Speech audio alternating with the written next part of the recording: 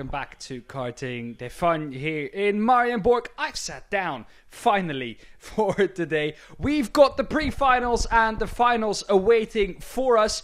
That means we're still at the same track, and let's take a look at that track. So, we're still in Marienborg at Karting De Fun International Raceway. Track hasn't changed since we drove on it about an hour ago. And thus, all of this looking the same. We had, once again, 4 amazing qualifying heats. Some drama in those qualifying heats too. A couple of drivers receiving 5 seconds or 3-second time penalties. Even a driver receiving a disqualification in the Max Senior race. That was Lado Kukianidze, who received a disqualification for causing a collision. That's that though. Let's take a look at the track. Marienborg, of course, where this track is located in the heart of Marienborg. In the beautiful hillside here. Clockwise circuit with a track distance of 1.3 kilometers and a total of 14 corners on this track. And, well, like I said earlier, I do mention 12 all the time because those are the corners that the stewards use. So, for a reference, that's the easiest to use. But 14 corners, I do agree with the track map we are showing at the moment. Turn 1, of course, a long right-hander. One of your best overtaking opportunities into turn 2. Also, a great spot for overtaking. And, of course, that Mickey Mouse section between 8, 9, and 10. Drivers are lining up. First up, after today, or after the lunch break, are the minis and the mini rookies.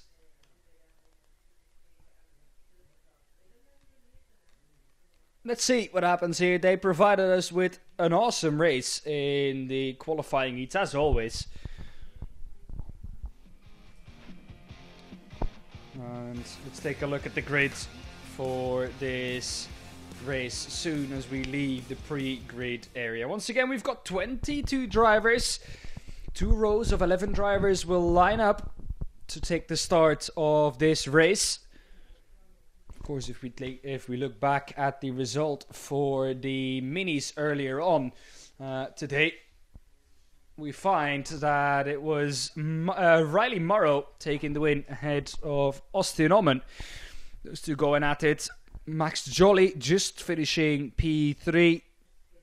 About 0.3 of a second only behind Austin Oman.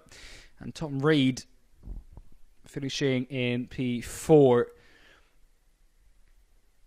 Now, I do have to say that Riley Morrow and Austin Oman had amazing starts twice in a row, because the first start got called off. And the second start then did go through. But Riley Morrow and Austin Oman had amazing starts in both of that. And that's kind of what set them up for the eventual victory they had. Mick Klinkers from the Netherlands also want to watch out for. He found himself in 5th. But was very close to Tom Reed across the line. 2.5 of a second only. He's been showing improvements really throughout the whole weekend.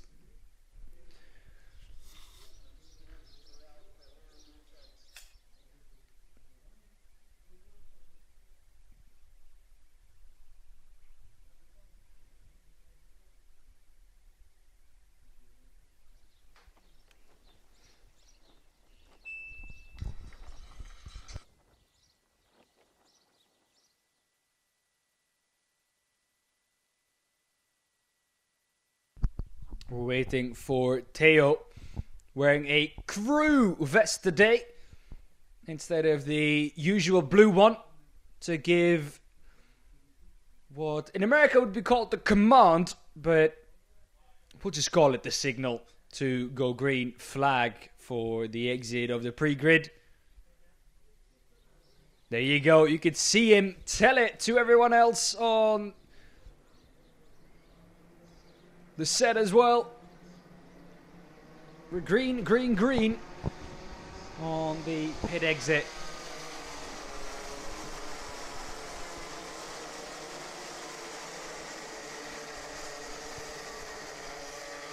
That means that for us it's time to take a look at the starting grid.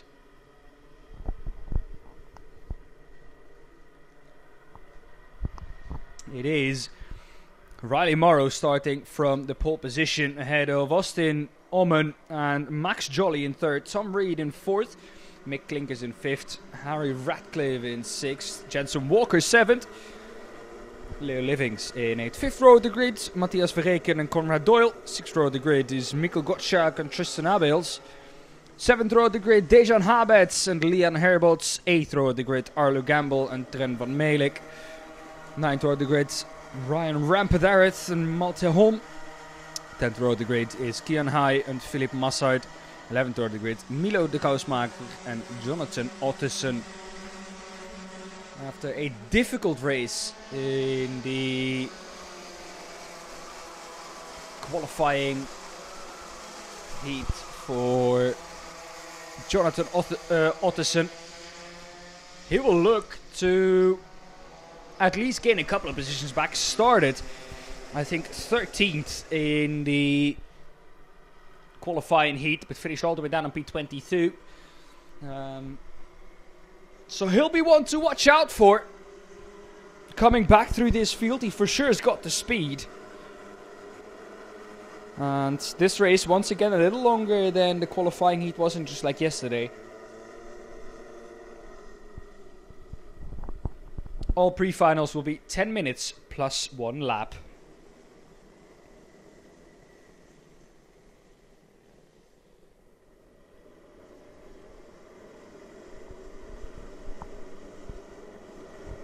Alright then, let's see if Riley Morrow and Austin Oman can do what, or if Max Jolly and Tom Reed can do what Riley Morrow and Austin Oman did to them.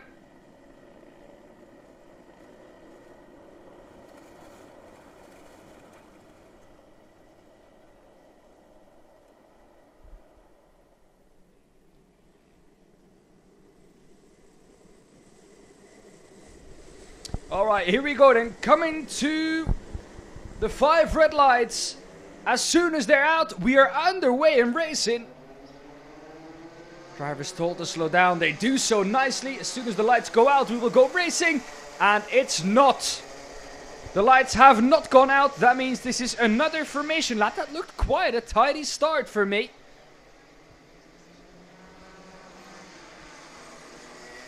But also, the first of our pre-final starts called off.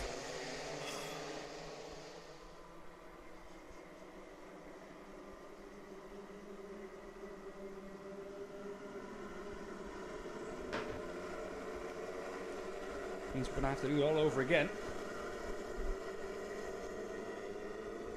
But it was a good start for Riley Morrow in the 122 and Austin Oman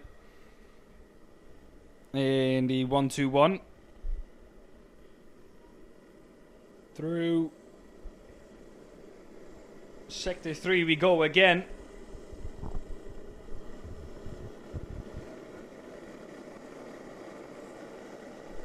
And let's see. Ooh, driver's already bumping. Watch out for your front fairing. A couple of drivers weaving. It was Max Jolly, I think, in the 116. They're all pushing each other through. If one of the other breaks, you're getting a front fairing. That's it for you. But, once again, coming to the green flag. As soon as the lights are out, we will go racing once again. Nice and tidy into the tram lines. We go again. This time though, no, once again, the lights have stayed on. Oh no. And now, they will get a talking to from the race director. Red flag is out on the circuit.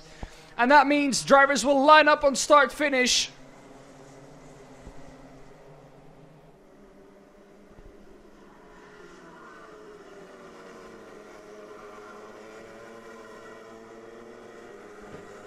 And thus, we'll await the start of pre-final number 1 of the day. A mini rookie.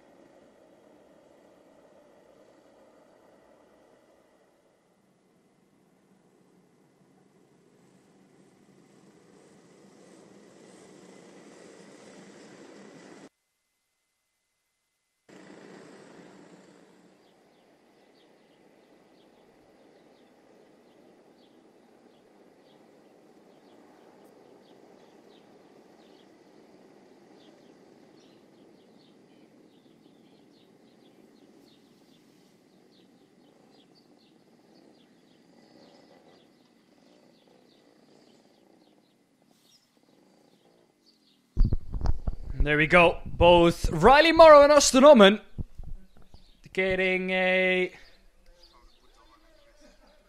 briefing from our race director, telling them not to go before the four red lights go out.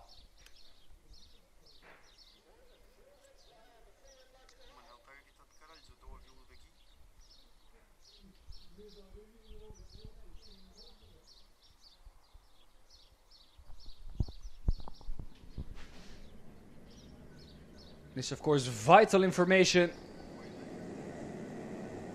Alright, off we go again then. And we're again on the information lap.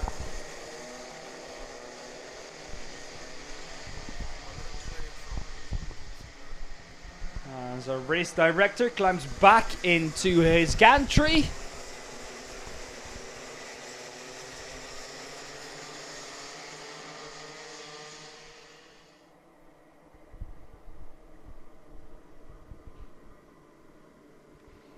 And Riley Morrow and Austin Oman get to try the start again.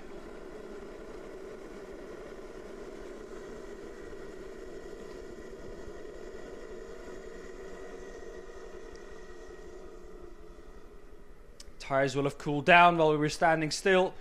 We haven't really got the chance to warm them up properly either anymore. So drivers will be starting with colder tires than what they're used to here.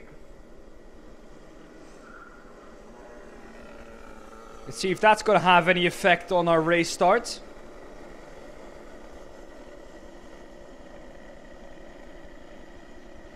Back of the grid there, you can see in the 139, Jonathan Ottesen.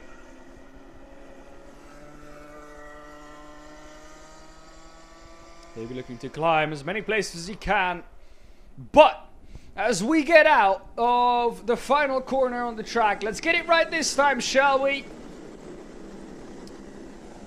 Let's calm it down. And we do go racing this time, don't we? Yes, we do. Drivers have got it right this time. Out of the tram lines quite early is the 110 of Tom Reed. That's the watch out there, isn't the penalty for that. Looked all just about fine to me. Riley Morrow under attack already from Austin Oman. No, it's not Austin Oman. It's Max Joly instead who finds his way past Austin Oman. And thus Riley Morrow now company from Max Joly.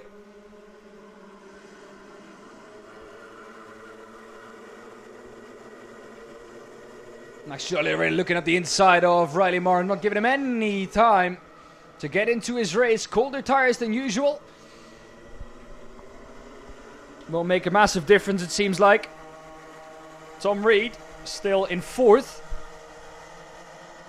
Ahead of Mick Klinkers in 5th.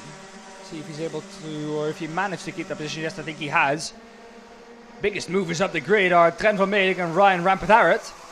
12th and 13th. Jonathan Otterson also up 3 places on this first lap. He'll be one of our biggest movers, I think. If you look at the pace he had in the other heats we've done. But as we round off the third corner of the track on lap number 2, it's Riley Morrow in P1, Max Jolly in second. No, not Max Jolly in second, Max Jolly in third. Austin Numman's gotten back past Max Jolly.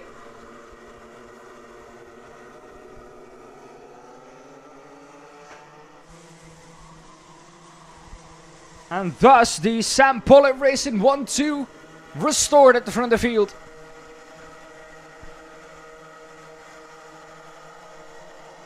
Max Jolly and Tom Reed, of course, both driving for Strawberry Racing.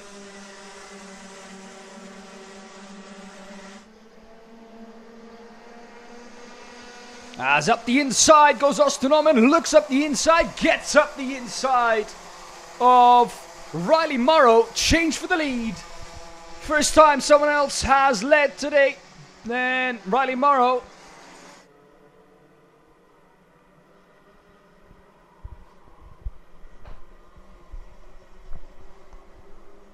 Tom Reed now in third, Max Jolly back to fourth.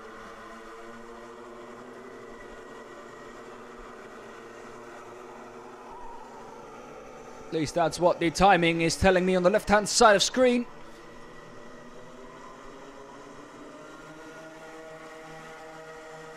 Look at the battle between Mick Klinkers and Harry Ratcliffe in the 105 and the 113. Here's the battle for the lead though. Riley Morrow and Austin Oman. Switched around. Austin Oman now leader of this race. Riley Morrow in second. Tom Reed third. Max Jolly fourth. Mick Klinkers fifth. Harry Ratcliffe sixth. Leo Living seventh. Jensen Walker 8. Christian Abels 9. And Matthias Verreken in P10. That's our top 10 as we run. Austin Oman, fastest lap of the race that time round. 59.474. That can go much quicker. We've seen that in previous races. So that lap time will come down further.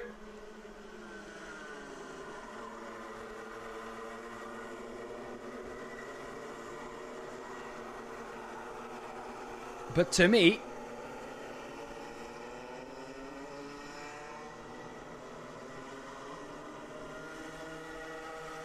yeah, that front bumper on Austin Oman's cart looks to be clicked.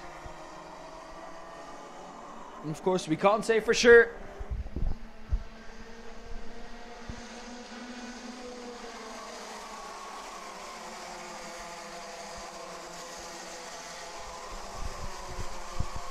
It comes around to complete another lap. We have 5 minutes and 40 seconds left. As Tom Reed, like I said, straightens that fastest lap. The 177 of Leo Livings, trying his luck up the inside of the 113 of Harry Ratcliffe. But that doesn't quite work out. Stays in 7th. Had a look though. Harry Ratcliffe knows he's there now. Knows he has zero room for errors. Mick Klinkers once again staying close to the battle for the lead.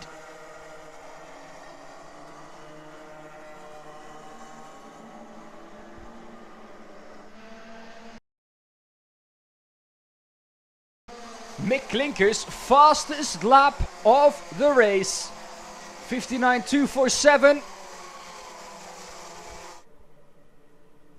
Picking up the pace, there it is, 59.247 for Mick Klinkers, fastest lap of the race.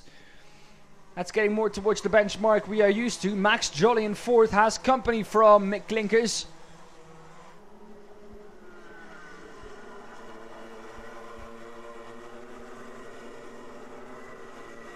Austin Oman still in the lead of this race. Riley Morrow in 2nd, out of Tom Reed in 3rd, and Max Jolly 4th.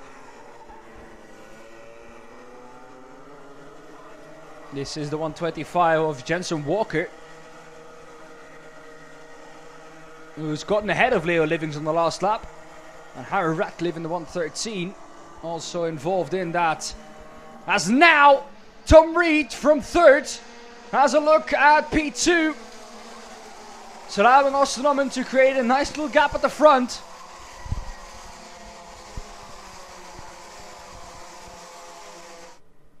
As Riley Morrow is under pressure from Tom Reed. It allows Max Jolly, Mick Klinkers all to catch up again. As those two are looking behind instead of forwards.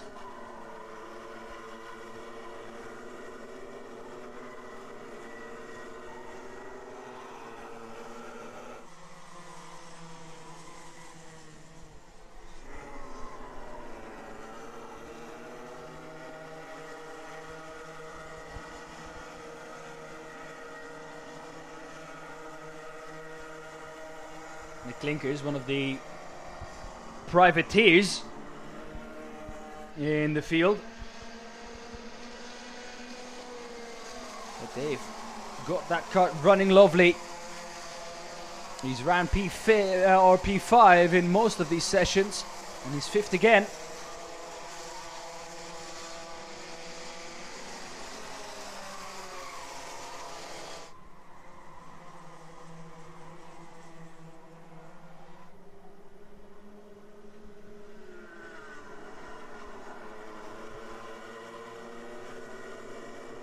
As the battle for second is heating up.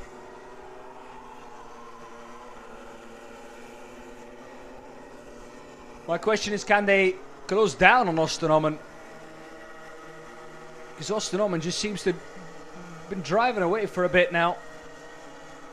Gap isn't getting much bigger than 0.6 of a second though, so that's positive at least for Riley Morrow and Tom Reed. The less positive thing for them is that there's only 2 minutes left in this race. Up the inside goes Tom Reed. Gets the move done, but back at him comes Riley Morrow into turn 2. Keeps the inside, pushes him out wide, and through he goes again. Max Jolly on the last tour sets the fastest lap of the race, 59.220. Stays in fourth though, Max Jolly. When's he going to go for a move here? How's he going to go for a move here? They're almost a tail.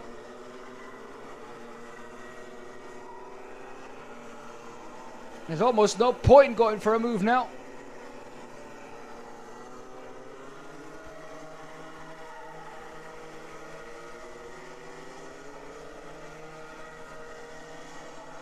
But this is allowing Osternommen to get away further and further into the lead.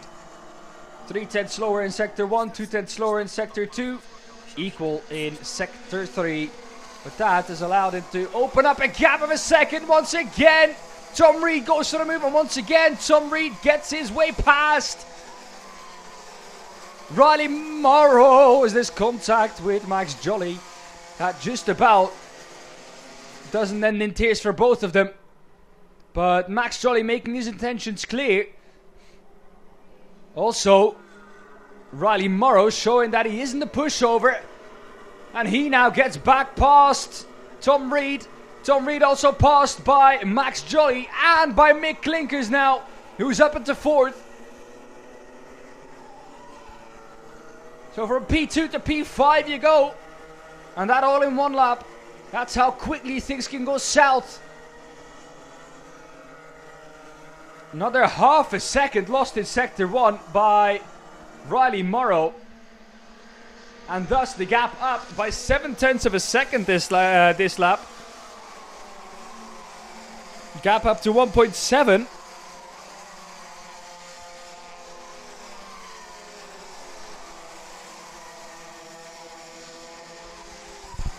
Would be interesting to see if we can get a camera over there in the weighbridge area. If there is a click bumper penalty for Osternommen, might well, as it stands, put him down to 9th. But let's hope for Osternommen, who's driving a perfect race so far, that is not the case. Would be a shame if that was the case, especially with the race he's having at the moment. We were looking at the 177 of Leo Livings ahead of Tristan Abels in the 109. No, that's the 125 he's overtaken. This time round, Jensen Walker.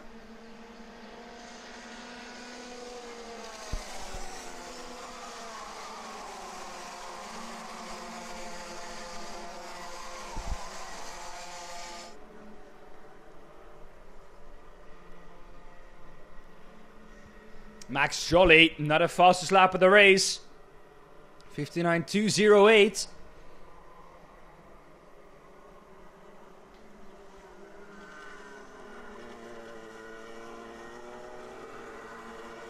But on the final lap of this race, it's Austin Omen who in this race, after he got into the lead, got past Riley Morrow, really was never challenged again. And he's been increasing that lead ever since. And across the line he comes to take the win in pre-final number 1 of the day. It's a drag race to the line once again between Riley Morrow and Max Jolly. This time Riley Morrow comes out on top. Just under a 10th in it. Mick Klinkers in 4th, ahead of Tom Reed in 5th. But Austin Omen, an uncontested victory after he got into the lead. Take a bow. 12 laps completed in this race, Austin Omen.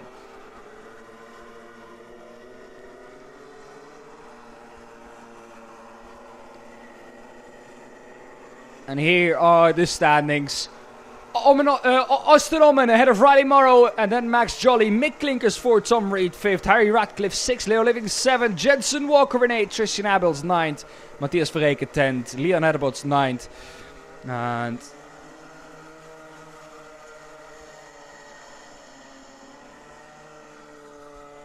Dejan Habets in P12. Conrad Doyle P13, Mikkel Gottschalk P14, Trent van Meelik in P15, Jonathan Otterson 16th, Ryan Rampadar 17th, Kian Hay in P18, Arlo Gamble 19th, Matte Holm 20th, Milo de Kousmaker 21st and 22nd.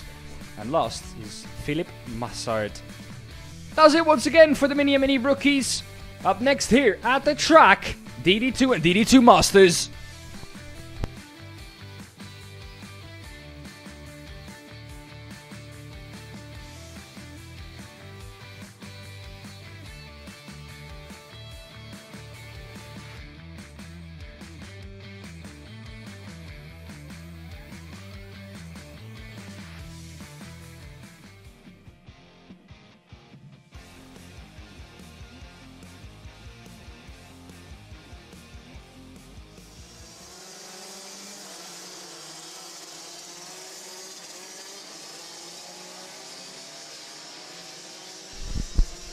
Because of that delayed start, the DD2 and DD2 Masters are already out on the track.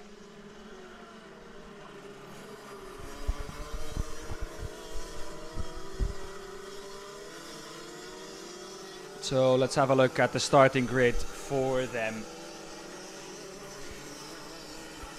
It is Wout Kirstjens on the front row, but not in first. He starts second, behind Antoine Barbaro. You might ask me, where is Sam Knopjes? Well, Sam Knopjes isn't even in the top 3 as it stands. Frederik Zebbes in third, ahead of our Sam Knopjes in fourth. To be expected to be up there at the front row at least, but he had an absolute mare in the qualifying heat, and that means that he will be starting from fourth only. Christophe Captain in fifth, ahead of William Norbach in sixth. Seventh is Nicolas Goulem, and eighth is Axel Goes. Ninth, Lawrence Airbots, and 10th, Matti Zankans.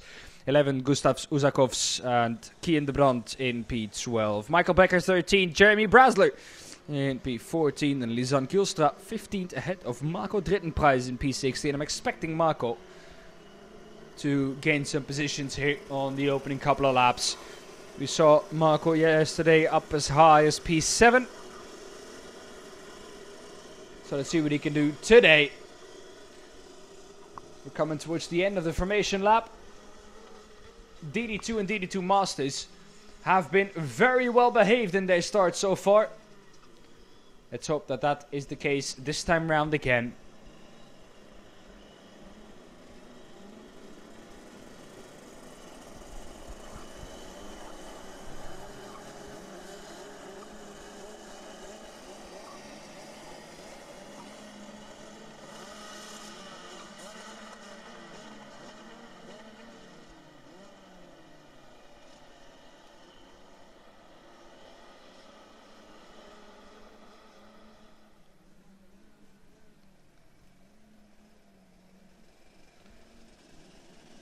Right then, through turn 12, they'll start to line up. Into the tram lines they go.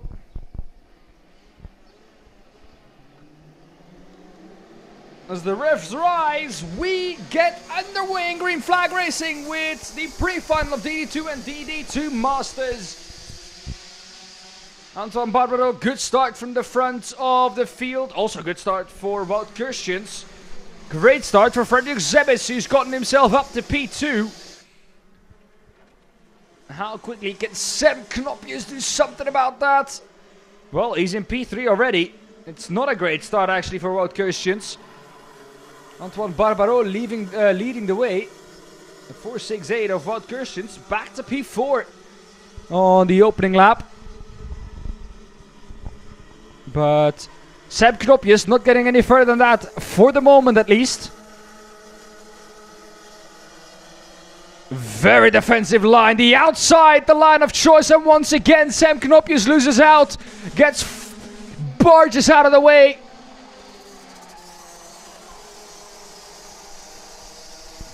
And down to 7th goes Sam Knopjes, and it's not 1 position gained, it's 3 positions lost instead. Antoine Barbaro, still the lead driver here by a second already. Wout Kirstjens in second, ahead of Frederik Zebis in third. Sam Knopjes might well lose out. He had the perfect weekend up until the last race. But if he finishes 7th again, his podium chances are in serious jeopardy. Antoine Barbaro has been second all the time behind Sam Knopjes. That's all he needed to do. If he can finish ahead of Sam Knopjes, and Sam Knopjes finishes off the podium in the final later today, Antoine Barbaro will go home today as the winner of the weekend.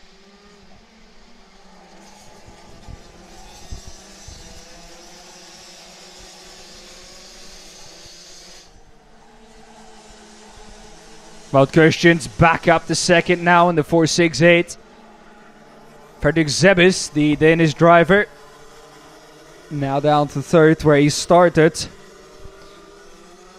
And then it's Nicolas Collem up 3 positions, the Belgian driver. And there we see Sam Knopjes. Sam Knopjes down in 6th at the start of this lap. And it looks like he stayed there too.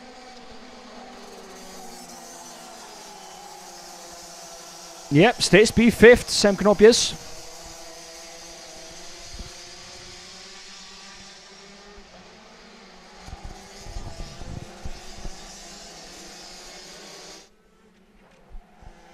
Fastest lap of the race set last time round by Sam Knopjes too. A 54.453.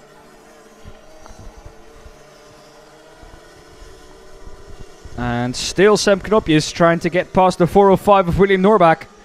The Danish driver putting his cart where he needs to keep the Dutch driver behind him. Meanwhile, the 4.55 lurks in the background. That's Axel Goes behind Christophe Captain, then Nicolas Collem. Sam Knopjes has gone past the 444, and Sam Knopjes moves past the 405 as well. Up at the 4th goes Sam Knopjes. Has more time left than he did last time round. Could well still finish on the podium here. That's the only good thing for Sam Knopjes, is that the pre-final here is 10 minutes. And the final later on will be 15. So enough time to make up positions that you lose. No man overboard.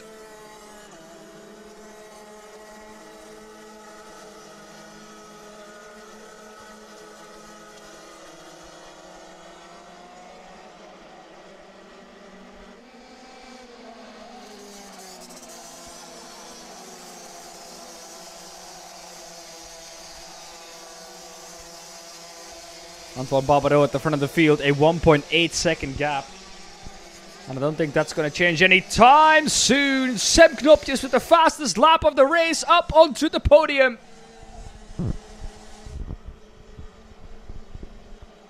P3 for Sam Knopjes now.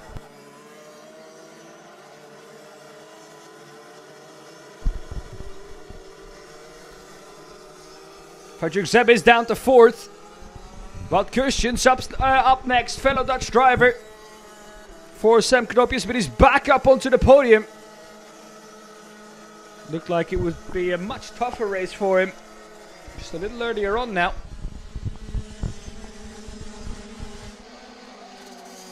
But up to 30 goes.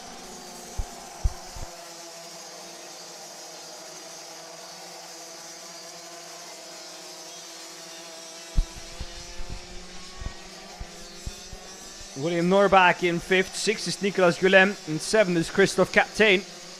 Marco Drittenpreis up to 8th already. Up 8 positions, the German driver. I said he was going to be one of the bigger movers in the pre-finals. And Marco Drittenpreis up to P8. And still has almost half the race left to gain even more.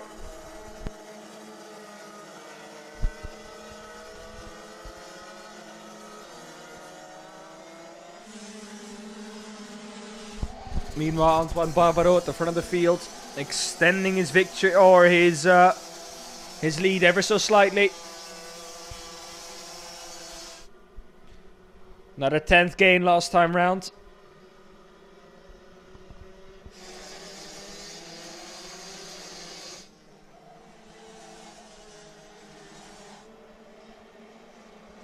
Because I think that was the 4.33 of Frederik Zebis going through on Wout Kirstjens.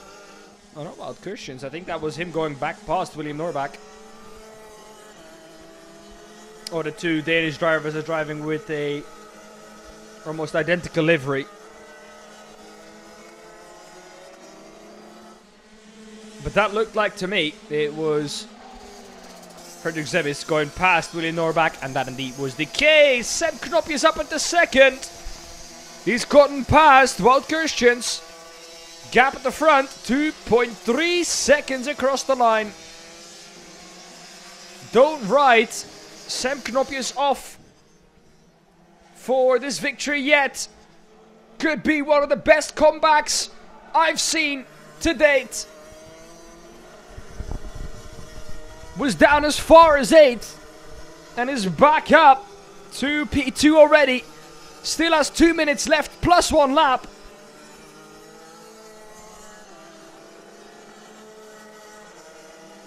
But Antoine Barbaro at the front of the field, opening up the gap slowly but surely.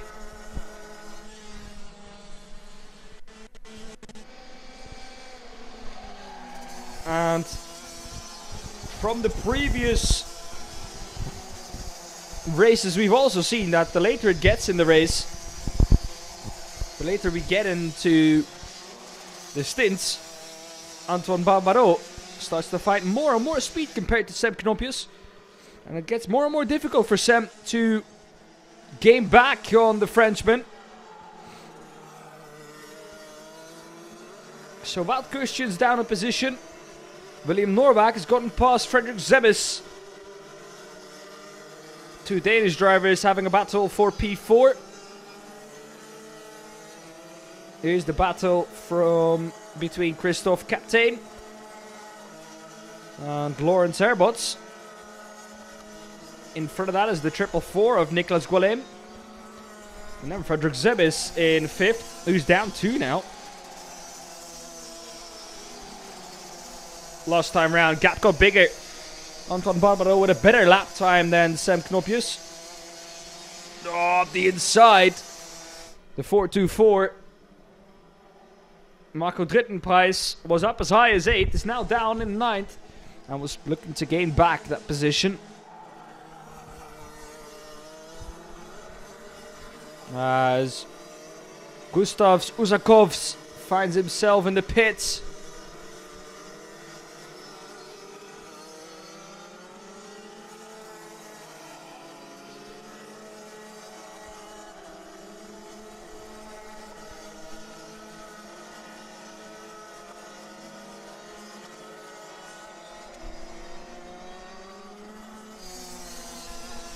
And once again, that gap opens up by a tenth. I did mention that the more, or the later on we get into this race, Antoine Barbaro finds pace towards Sam Knopjes. And that's certainly the case again. Gap keeps extending on the final lap of this race. Last lap, board was out. And thus, the marshal, right in front of my commentary box window, takes out his checkered flag. And the man he'll see first is still Antoine Barbaro. Started from pole position. Sam Knopjes from P4 looked like closer than ever after his drop back in the qualifying heat. But Antoine Barbaro comes through to win the pre-final and put himself on pole for the final later on. Sam Knopjes comes through in a remarkable second. And if I tell you he's starting from 4th, that doesn't tell the whole story. Was down as far as 8th and still managed to make his way up to 2nd with almost a second lead over Wout Kershens in 3rd. And only 2.5 seconds back on Antoine Barbaro. I'm already looking forward to that final between those two. The longer this weekend goes on, the quicker Antoine Barbaro seems to get. And here is the result. Antoine Barbaro wins ahead of Sam Knopjes in 2nd, while Kershens in 3rd, putting Norbach 4th. Fredrik Zebes in 5th, Nicolas Golem in 6th, Christophe Kaptein in 7th, Lawrence Herbos 8th, Alex Koes 9th, 10th, Marco Drittenprijs 11th, Mattis Ankas 12th, Jeremy Brasla, Kian de Brandt in P13, Mikael Becker 14th, Lisan Kielstra in 15th, and Gustavs Uzakos, like I said, 4 laps down and was in the pits already. DNF for him. That's the grid set for the final later on today for DD2 and DD2 Masters. You're going to look at the highlights, and then after that, we get ready for the juniors.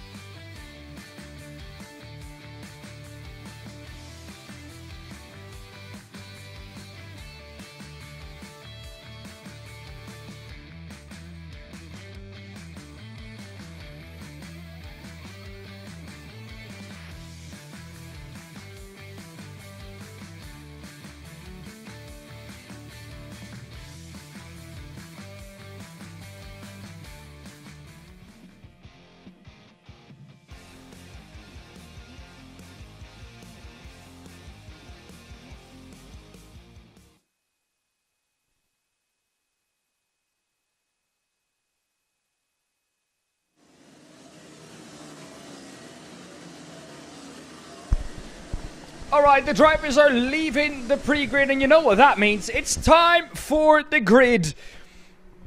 And I can tell you that Jacob Ashcroft kept that pole position he set during qualifying, as we have a card going off at start-finish. He has resumed. It was the 2-2-3.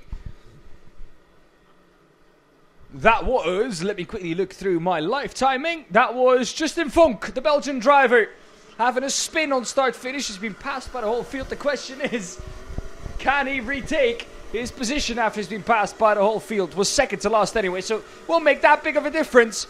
But Justin will have to start from the last row of the grid. Well, on we go with the grid. It's Max Sadurski in second, then Shun Sekiguchi in third, Mate Kobe-Hitze in fourth, Hai Freeman fifth, Lars Lambers in sixth. Fourth row of the grid is Bran van der Weken and Ryan Gandour.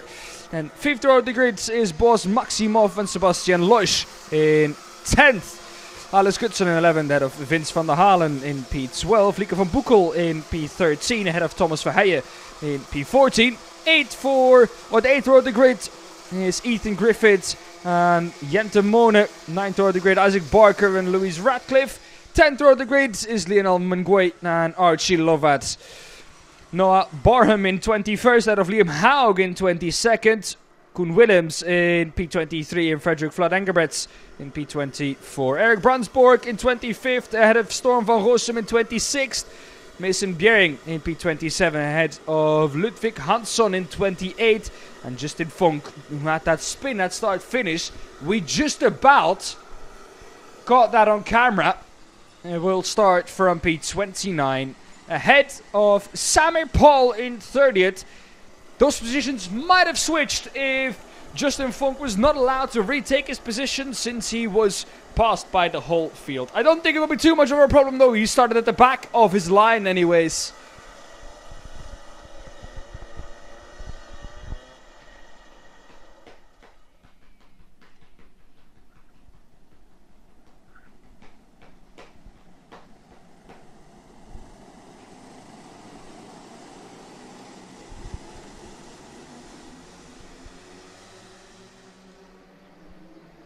Alright, to the green light we go, and yes indeed we go green at the first time of asking.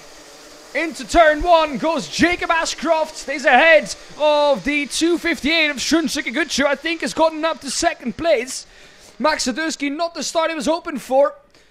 Already having to defend, it's the 277 of Hai Freeman who's up there as well. Oh, as we have a couple of drivers off.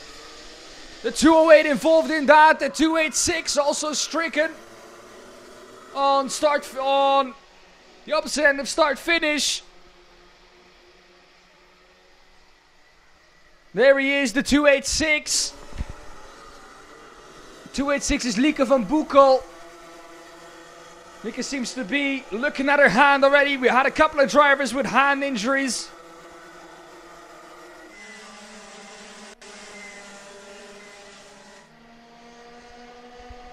And Lieke looks for herself.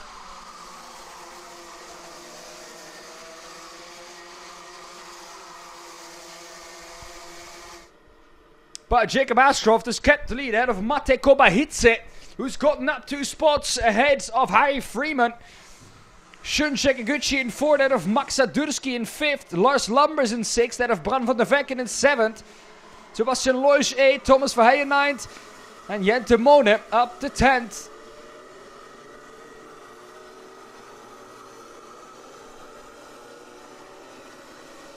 Mate Kobe-Hitze in 2nd, lifting the left rear tire.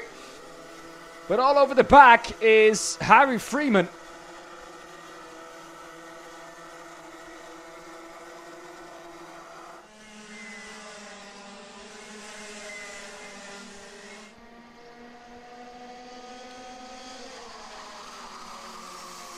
Now quite a bit of a gap between P10 and P11. 1.2 seconds is that gap.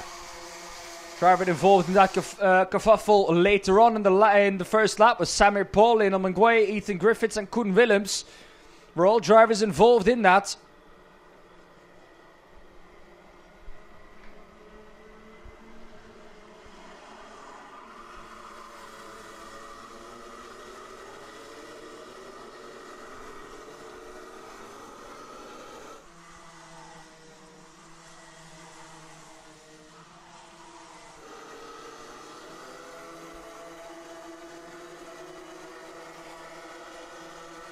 By Jacob Ashcroft keeping the lead ahead of Mate Kobe-Hitze.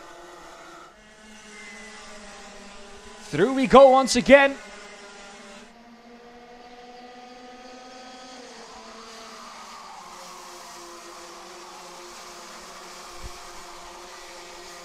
Jacob Ashcroft has driven a dominant race so far. Not really been challenged except from that moment at the start. As Mate Kobahice loses out to Harry Freeman, comes right back at him inside for 4. And he gets back that place that he lost to Harry Freeman just a corner before that. Someone defends the middle of the track, going into 6, but loses out, breaks too late. And Harry Freeman goes through, Shunshek Eguchi goes through as well. Mate Kobahice down to 4th and is losing out even more. Falling down the order quicker than a stone in the pond is Mate Kobahice. And from 2nd, he goes all the way down to 7th in 1 lap. Max Sadurski, Bran van der Veck and Thomas Verheijen also got past him. We'll have to regroup, regather.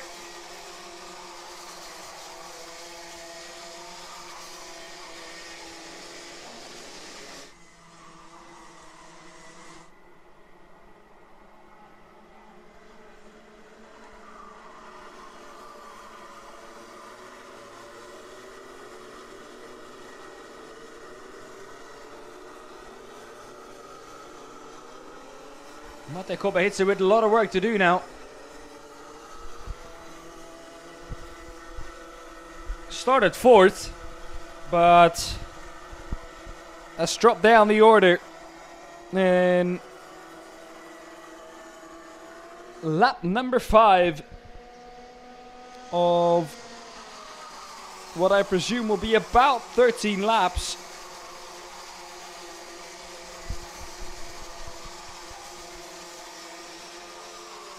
And thus, the 277 of Harry Freeman up to 2nd.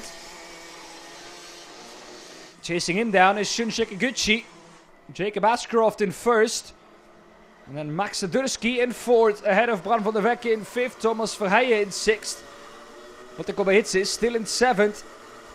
Regathering himself. Regroup.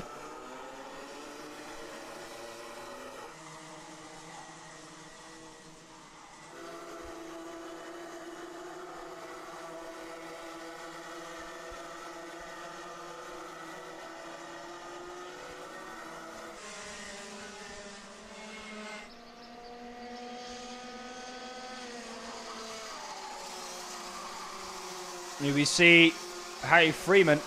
Oh, trying to go for a move is the 213 of Noah Barman. Or Barham, sorry, on Jente Mone. Jente Mone defending that perfectly. Doesn't get the chance to even have a look for a move. But I think that caught out Noah Barham.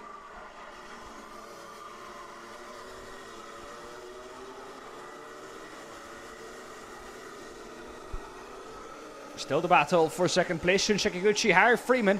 Max Sadurski has put himself in there.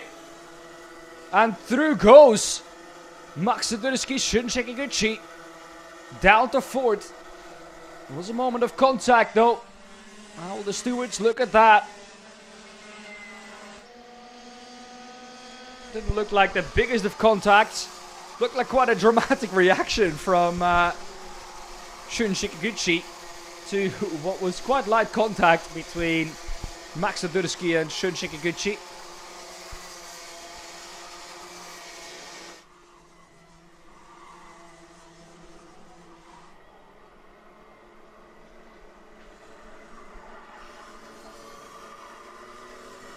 Harry Freeman though stays in P2, but he's the next target for Max Sadurski. Sadurski has got the pace in that kart. Just 2.5 minutes left. And Max Sadurski has got pace in that kart.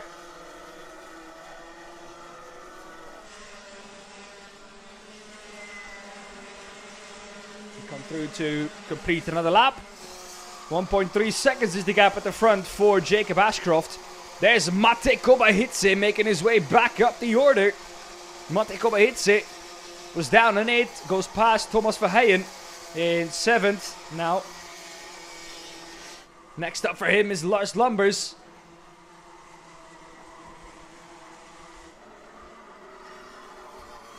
He's already all over the back of him. Talking about all over the back. Max Sadurski is all over the back of Harry Freeman. Shun Sekiguchi is seeing it all unfold ahead of him. Oh, through goes Max Sadurski and Harry Freeman. It's now his job to chase down our leader in the race, Jacob Ashcroft. Hasn't got much time left to do that though, only 1.5 minutes. 3 more laps to go.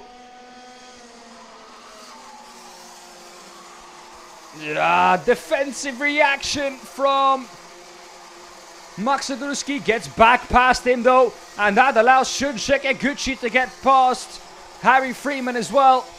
He will keep the inside line, and Harry Freeman down to 4th. Mate Kobaitse, fastest lap of the race, 55.7 last time round. Showing that the pace is for sure there. There's always something that seems to happen to Mate Kobaitse, which puts him down the order, and then he leaves himself with too much to do. But the ultimate pace is there. He's proven that time and time again.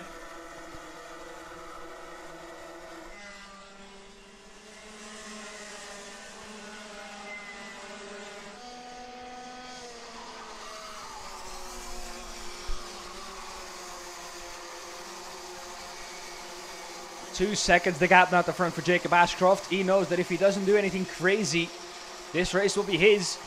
The battle is for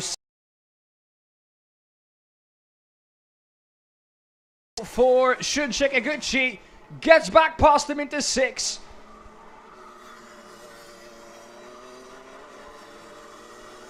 Shun Sekiguchi getting the bump from Freeman. Oh, getting pushed off the track by Freeman. No space left. Hard racing out there. And that's Shun Sekiguchi down to 4th. Harry Freeman up to 3rd. And Mate Kobaitse is back in this too. Up to 6th he is. He's now behind Harry Freeman. Or Shun Sekiguchi, sorry. Up to 5th he is. Behind Shun Sekiguchi. Harry Freeman up at the 3rd, obviously.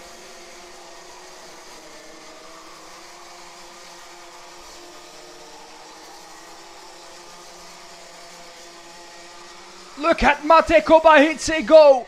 Also goes past Shun Sekiguchi.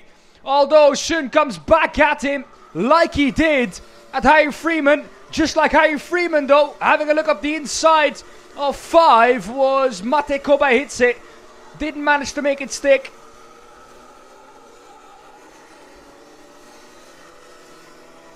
But Mate Kobaitse, the pace is there. He's just giving himself too much to do, son. Time and time again, he's proven the pace is there. With fastest laps of the race. He's got the fastest lap of the race by 0.2 of a second.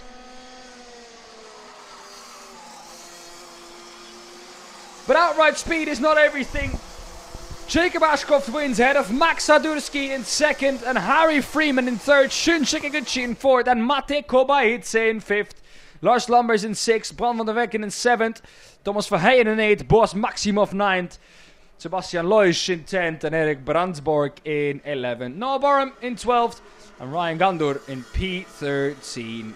Winner of the race though, Jacob Ashcroft. 12 laps done.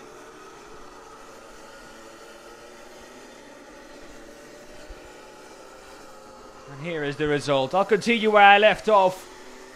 P14 is Fredrik Flat Engebretts and Mason Bjerring in P15. Alex Goodson in 16th, Jente Mone in 17th, Archie Lovett in 18th, Louis Radcliffe in 19th, Ludwig Hansson in P20, Liam Haug in 21st, Isaac Barker 22nd, Justin Funk 23rd.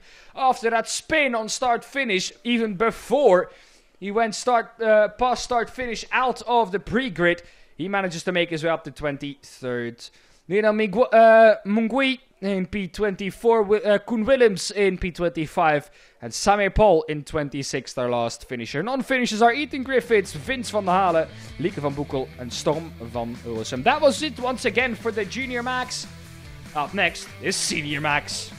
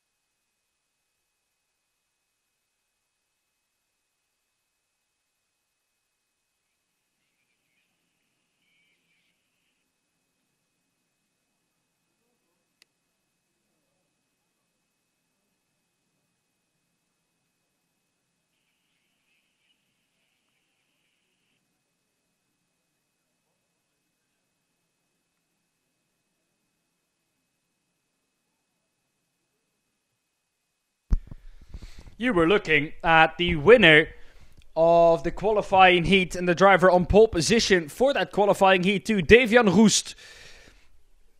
Today, he's looked unbeatable so far. Lewis Goff was the only one getting close to him, and even in the qualifying heat, he couldn't quite get to terms with Davian Roest's pace. Macaulay Bishop in third, ahead of Matej Radenkovic in fourth. That's your top four. We're awaiting the green signal by Theo in the black crew vests. You see, standing right there.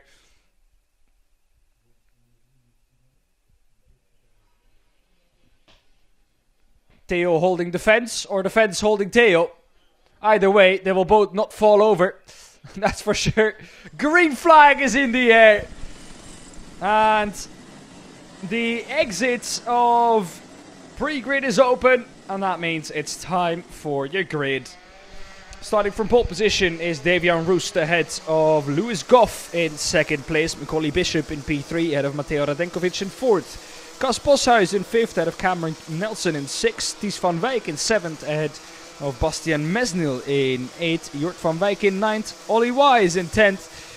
And Tino Sidler 11th ahead of Charlie Smith in P12. 7th row of the grid, Virgin Bourguignon and Olivier Jonkers.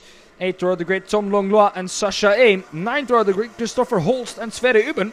10th row of the grid is Knut Nielsen and Sebastian Koch. 21st on the grid is Lloyd Hare. 22nd is Rijn van der Meer. 23rd, William Pemble and Tino Potier in P24. Patrick Jules Sørensen in 25th ahead of Bo Alrichs in 26th. Arno Zaborin in P27 ahead of Matthijs de Lauw in P28.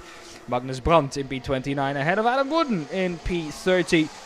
And Lado Kukianidze in P31 getting disqualified from the qualifying heat due to causing a collision. Let's see what he can do. He will try to gain as many positions as he can to put himself in a better position for the final. Also, Tom Longlois did a tremendous job yesterday. He started absolutely plumb last in the qualifying heat and he got up to 15th already. He'll be looking to gain even more positions and put himself in an even better position for the final. Once again, our 31 drivers go through the final sector.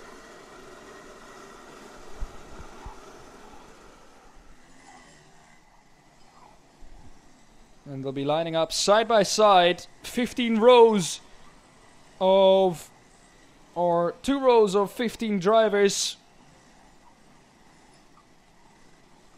And then Lado Kukianidze lining up on the longest line at the back of the field.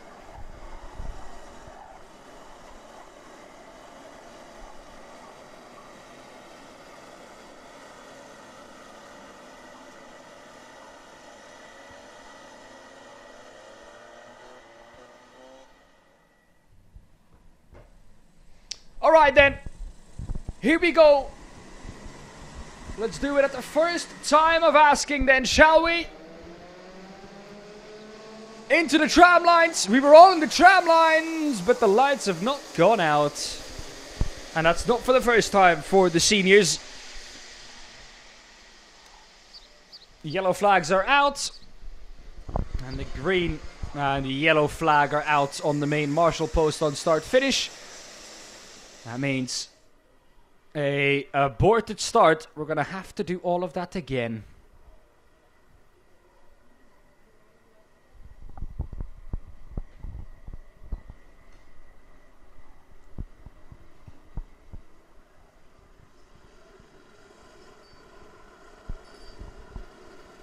Let's do it the second time round, else, just like the mini and mini rookies, they'll get a talking to. And I have a feeling that talking to won't be as nice as he was to the mini and mini rookies.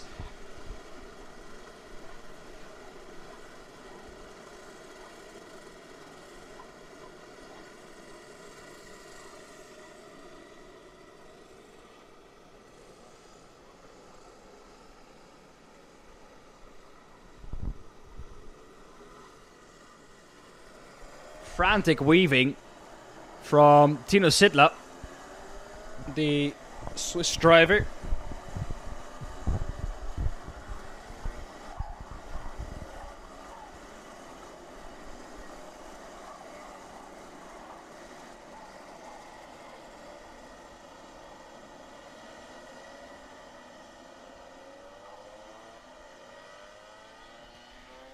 Alright, out of the second to last, 11th corner, they go to line up. Out of the 12th, we're all lined up. Davian Rust on the left-hand side. Lewis Goff on the right-hand side of screen. Can we go racing this time round? Yes, we can. Lights are out. We're underway and racing for the pre-final for the seniors.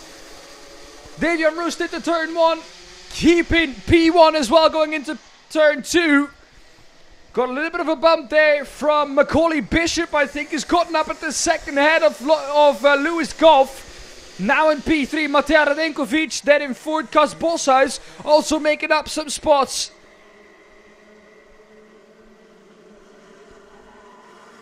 Davian Rust still in P1, these are the most crucial times to keep that P1. Driving defensive lines as that is the 380. The 380 of Sebastian Koch going slowly. And now at the complete back of the field.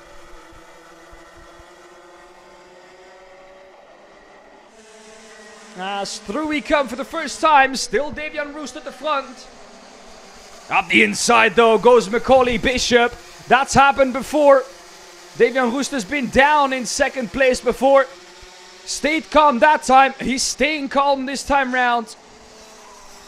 Just slotting in behind Macaulay Bishop. They waited until they had a small gap to 4th, 5th and 6th before they started fighting last time round. Will they do the same?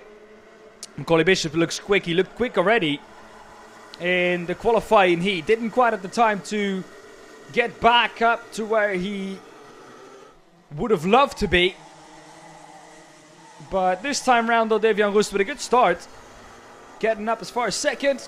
And after that, a slam dunk pass on Davian Rust. And thus, Macaulay Bishop up at the first. Davian Rust though, gotten back past him. No, he hasn't. My time screen's lying to me. Davian Rust now losing P2 as well. This hasn't happened yet for Davian Rust, but it's Matej Radenkovic who's taken that away from him. The top 4 have broken away a little. Cameron Nelson is the last one of this group. Then it's Lewis Goff who's dropped down all the way to 5th.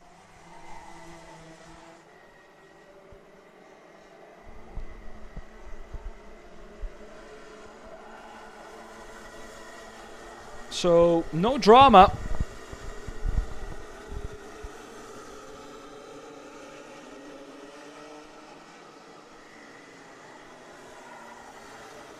Matej Radenkovic with the fastest middle sector.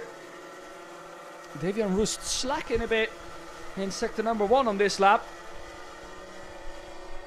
But had to re-overtake Matej Radenkovic, who then repassed him again out of turn 3, going into 4. So Davian Rust back down to 3rd place. Still only a 10th though behind Matej Radenkovic. Only 2.5 tenths behind the leader, Macaulay Bishop.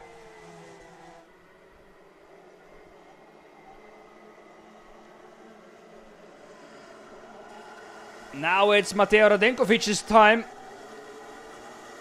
to pressurize Macaulay Bishop. The 304 of Cameron Nelson pressurizing Davian Rust.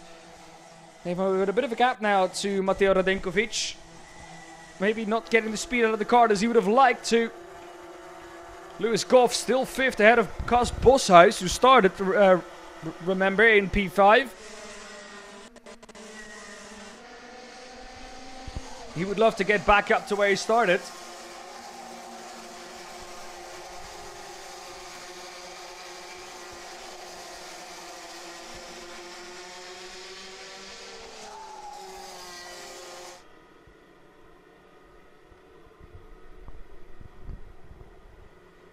Tino Sidla up 3 positions. Tom Longlois up 8. He's in 7th. And we still have more than half of this race to go. And Tom Longlois has made up half of the places he has to make up already. If he can continue at this pace, he'll be at the front of the field before the final. Tito Sittler though, 2 purple sectors. Middle purple sector gets taken away by Sverre Uben in 19th, who's lost 1 position. He was one of the other drivers I expected to gain instead of lose. Macaulay Bishop having to go defensive on Mateo Radenkovic. It's allowing Devian Roest and Cameron Nelson to stay nice and close to the 2.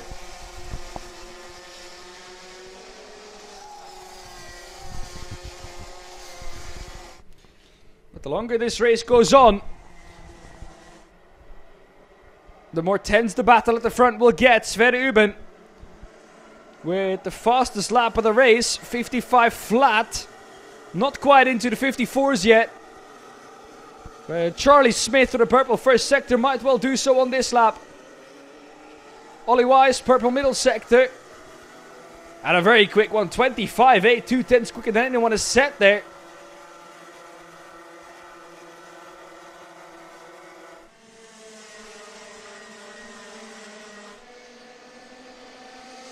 Oh my goodness, having to go very defensive.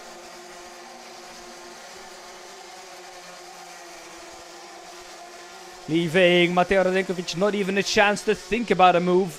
There he goes into turn 4. Or into turn 3, going into turn 4. He tries his luck. And the 368 of Macaulay Bishop stays in P1 ahead of Mateo Radenkovic. But Devian Roest closed right back up. He has been passed though by Cameron Nelson. Devian Roest, instead of moving forwards here the longer the race goes on, is moving backwards. The complete opposite picture of what we saw in the qualifying heat. The longer that race went on, the further he went forwards and the quicker he got. Not the case in this race so far. Race not over yet. Defensive line driven by Cameron Nelson. Defensive line driven by Macaulay Bishop. Once again, he has to do so in the turn 2. Mateo Radenkovic keeping him honest, keeping him thinking. And a different line this time through 3 for Macaulay Bishop. Because you knew that was the place where Mateo Radenkovic tried it last time.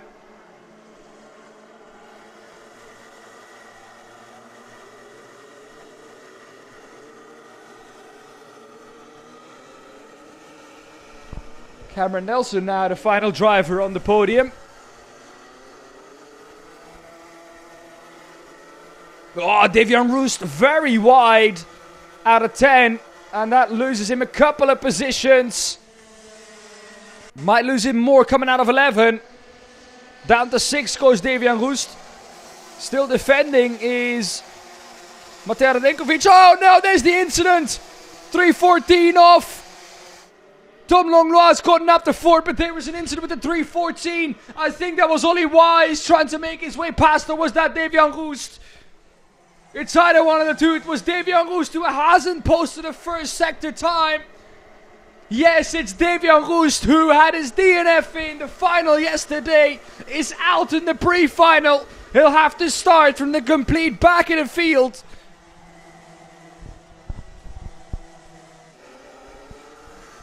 And from pole to DNF, Devian Roest out at the pre-final. Macaulay Bishop still in first though, 1:40 to go.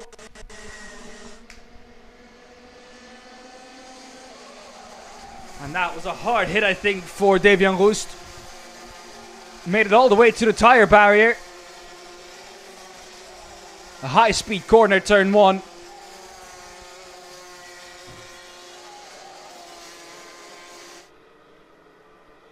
The 3.19 out of Mateo Radenkovic in second. Tom Langlois is also in fourth. Don't forget that. Don't count Tom Langlois out yet. Even though he had to drive defensive into turn 6, he is in P4. And he's only half a second away from victory in this race. He's being chased by Lewis Goff and Ollie Wise.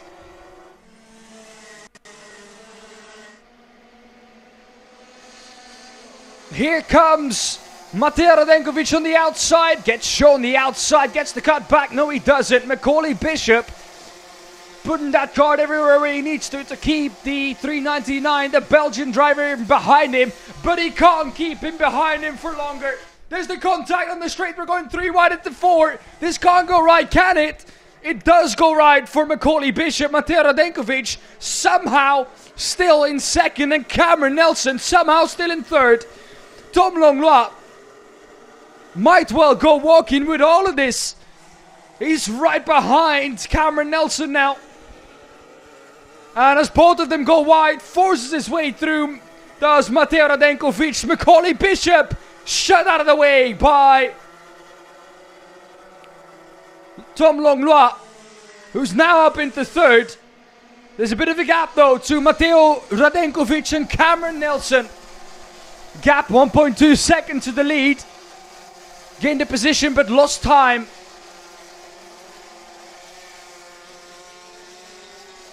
Meanwhile, Matej Radenkovic has finally got his lead, but was that all legal? I couldn't see because I wasn't watching the broadcast at the time of it happening. I was watching my timing screen to see what was going on. At 3.99 ahead of the 3.04. Matej Radenkovic ahead of Cameron Nelson. Tom Langlois in third. Ollie Wise in fourth. Lewis Goff in fifth. Cas Boshuis in sixth. Jort van Wijk seventh. Macaulay Bishop down in eighth.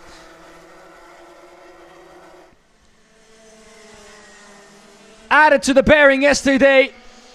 And it is Matej Radenkovic who wins. Cameron Nelson in second. Tom Langlois up 12 positions in the pre-final. Puts himself on the second row of the grid for the final later on.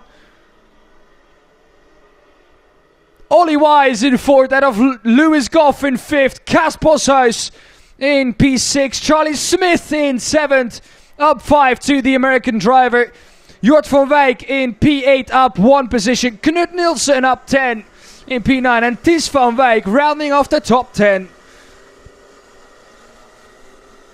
Then Ryan Bourguignon in 11. Out of Macaulay Bishop in P12. Down 9 positions, Macaulay Bishop.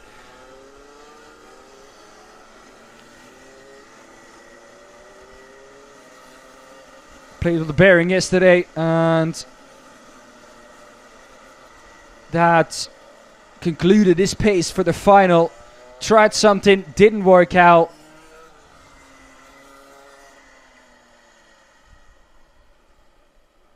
But this time round, it's the drive-in that leaves him short of a top 10.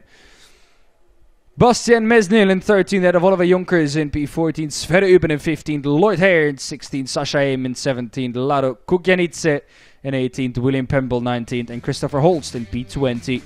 Tino Potier in P21, Arno Zoberin in P22. P23 for Tino Sidla, P24 for Matthijs Tollau. P25, Frederick Jules Sørensen. Adam Wooden in P26, Magnus Brandt 27, Bo Alrichs 28, Ryan van der Meer in P29, and the non-finishers, as you saw, Sebastian Koch and Davian Roest, who DNF'd in turn 1 in quite a scary incident, made it all the way to the tire barrier. That was it then, though, for the pre-finals. You will have a short break of about 10 minutes before we get going with the Minimax and Minimax Rookie Final.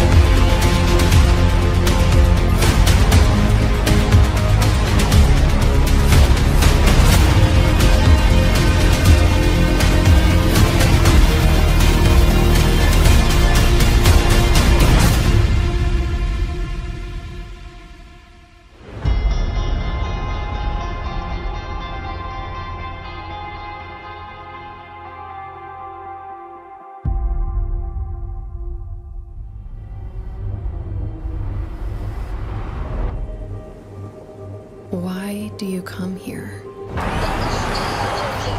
Is this your career? Or is it all about fun? A chance to get away and leave it all behind?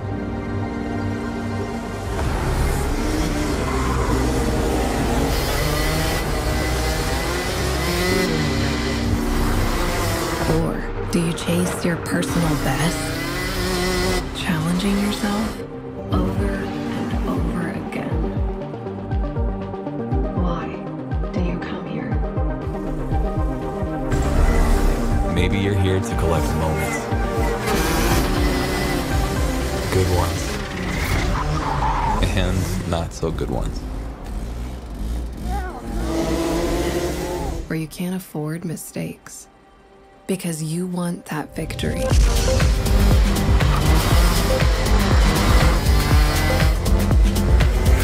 It's all about this one moment when the hard work finally pays off.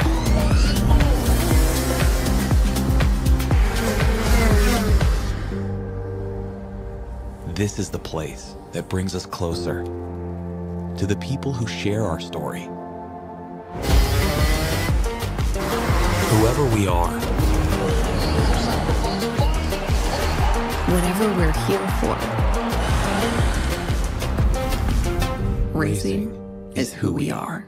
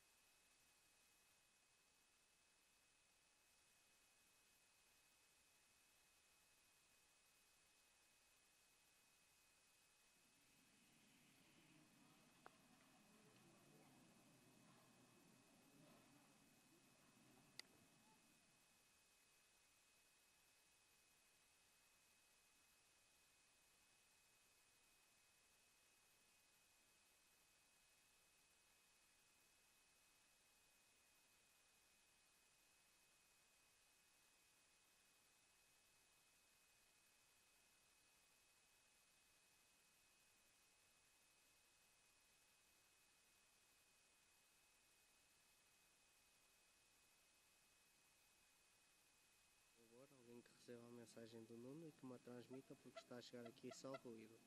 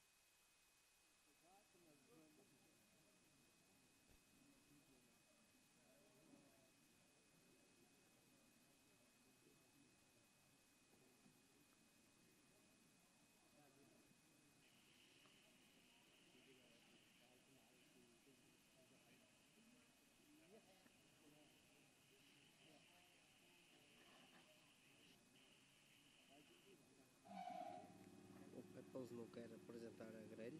O Pepels não quer apresentar a grelha?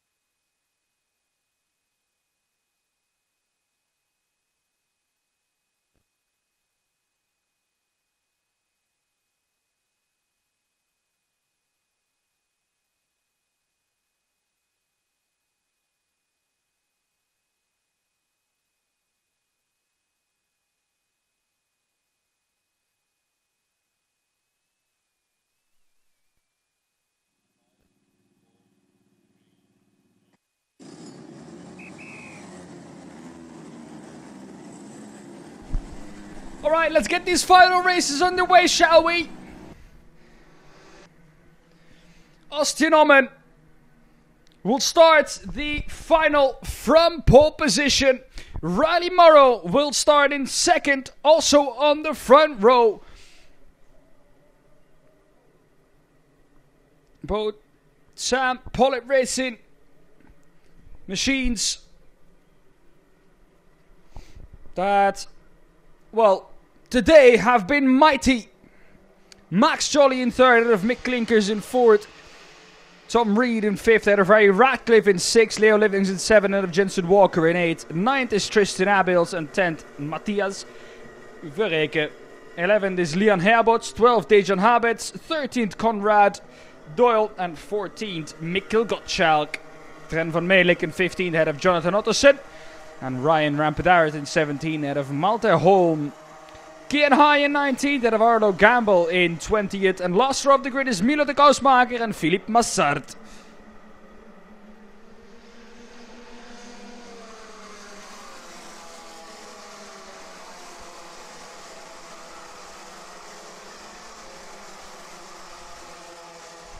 I can see that Malte Holm is still in the pits on my timing screen. Let's hope that's not the case for Malte.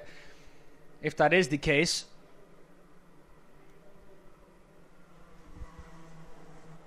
he will not get any further than the last place at the start, sadly.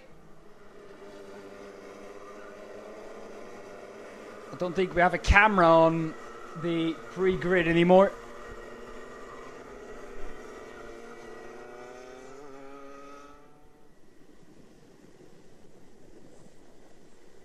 But Malte Holm not in the field.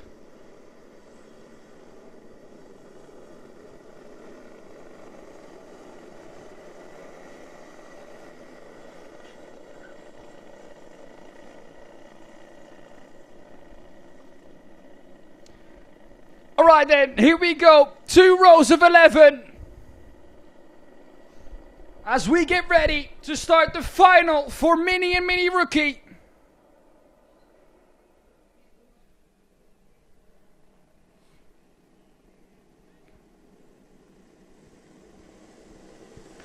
Drivers, get into the tram lines.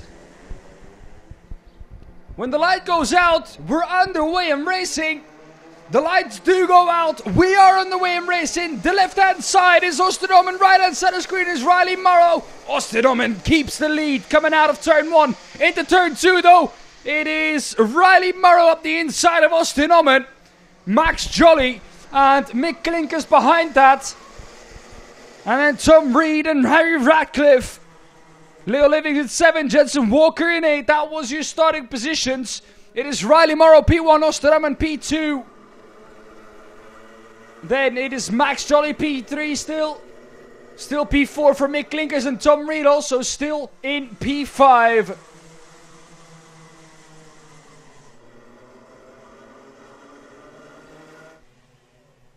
Oh, and there are some drivers that are stuck hitting the steering wheel in agony.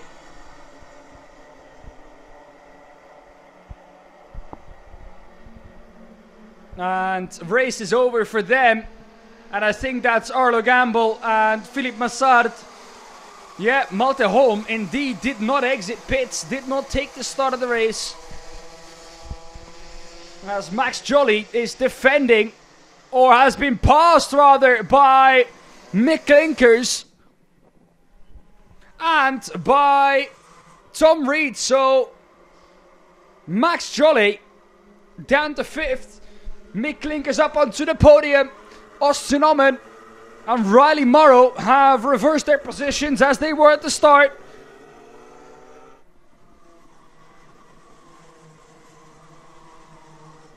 And Max Jolly down to 5th. Mick Klinkers now in 3rd. Tom Reed 4th. You look at the 1-2-5 of Jensen Walker. Jensen Walker now in 7th. In a battle with Leo Livings. Austin Omen, P1, Riley Morrow, P2, Mick Klinkers, P3, Tom Reed, P4, Max Jolly, P5. That's your top 5. Leo Livings, 6th. Jensen Walker, 7th. Harry Ratcliffe, 8th. Conrad Doral, 9th. And Matthias Verreken in P10. That is your top 10.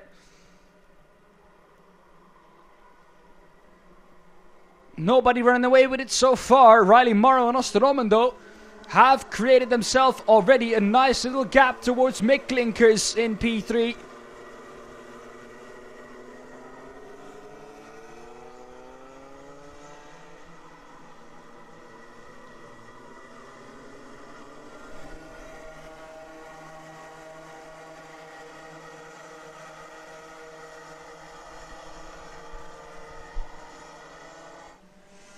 Biggest gainer so far in the opening phase of the race. Conrad Doyle up 4 positions.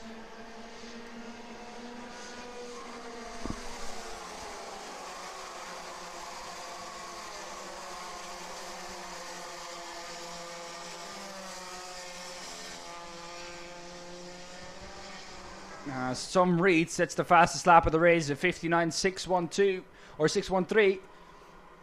And I can tell you that that will drop at least a further 4 tenths. Biggest lap of the race we've seen so far this weekend has been a 59 flat. As Tom Reed has gotten past Mick Klinkers. Max Jolly, though, hasn't yet. But now he does. Into turn 11. The exit of turn 11 is a prey for Max Jolly. Mick Klinkers from 3rd to 5th in 1 lap. Mick Klinkers from 3rd to 7th in 1 lap. As we've seen with many drivers that have been overtaken there. Being overtaken in turn 11 is the worst thing that can happen. Losing a handful of position.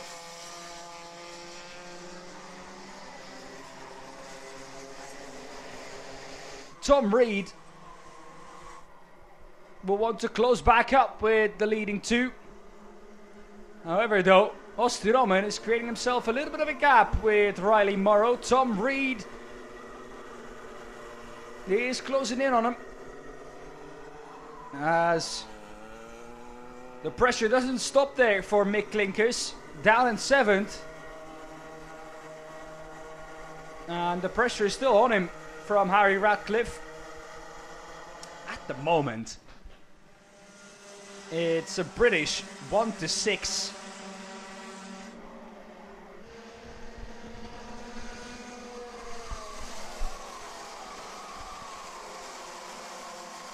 Majestic drive from Austin Omen at the moment. Very well deserving of the victory here. But still has half a race to go.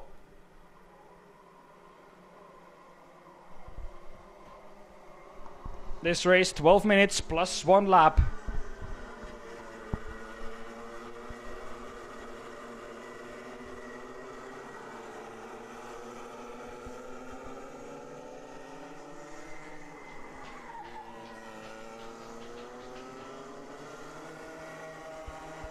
Riley Morrow, though, closing in on that gap again. Their middle sector times were 1,000th apart. They've been so closely matched this whole weekend. It is incredible to see.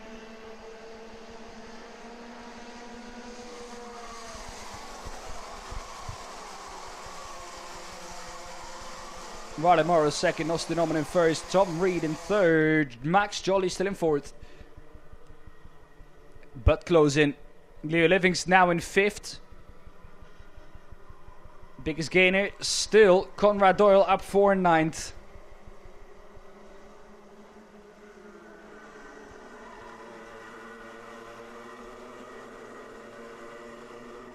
The 122 of Riley Morrow though is closing in now on Austin Oman.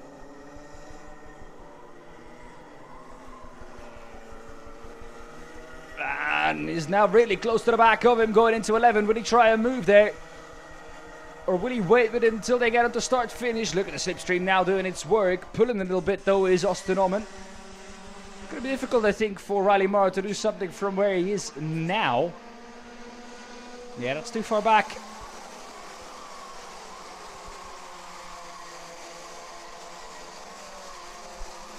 Into turn 2 they go. Oh, I think exiting a little wide there is Austin Oman. Does that allow Riley Morrow to get right back underneath his rear bumper? Gap seems to have stayed the same. Tom Reed though, fastest lap of the race last time round, 59.411.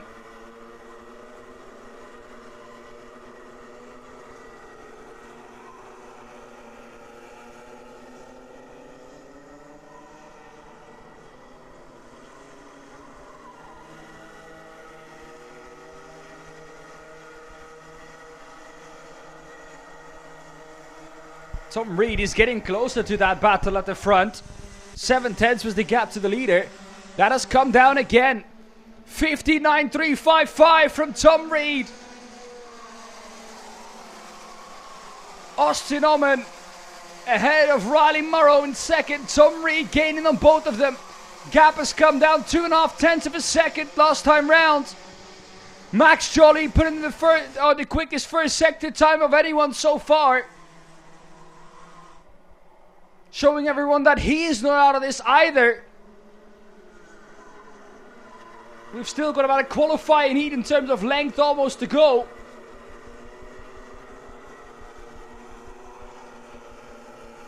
Might be a bit far-fetched that one, but hey, you know what I mean. Plenty of opportunities left for Austin Oman and Riley Morrow. Tom Reed in third and of Max Jolly in fourth. Leo Livings in fifth. That's your top 5 as they run. Gaps are starting to form in the field now. Drivers are starting to drive their own pace. This is the battle though for fifth. Mick Klinkers behind Leo Livings. Will he go for a move? Yes, he will. There he is. Mick Klinkers up the inside of Leo Livings. And back up into the top 5.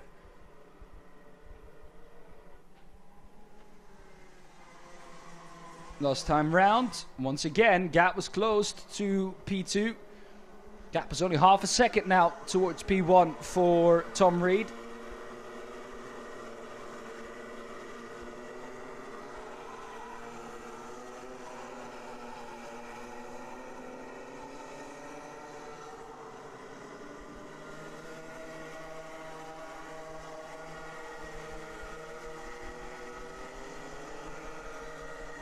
Max Jolly, even with that fastest first sector, not quicker than the leader, but only by about 1/10 of a second. Austin Oman though reacting to Tom Reed's pace, 59.306. You need 6 more thousandths for that prediction that I said at the beginning of this race for that fastest lap to come down in the 59.2s again to be true.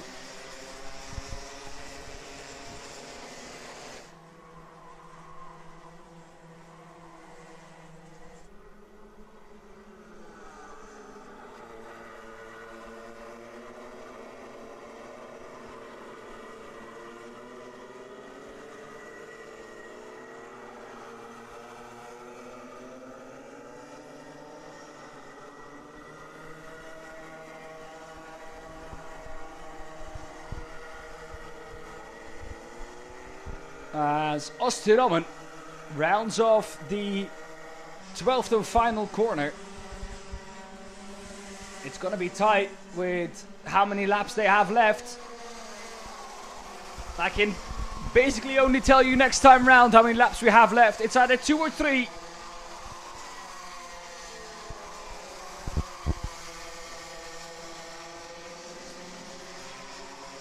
Last time round, Tom Reed, fastest lap of the race, 59.274. And gained another 10th there. Gap is also still 5-6 tenths of a second towards P1.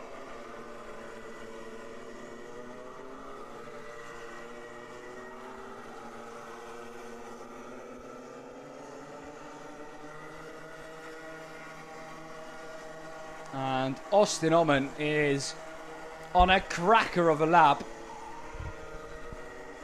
On a cracker of a lap. Personal improvement in Sector 1. Quickest in Sector 2. But will we have? Yes, we will. 2 more laps left now. So it was 3 laps in the end. Austin Oman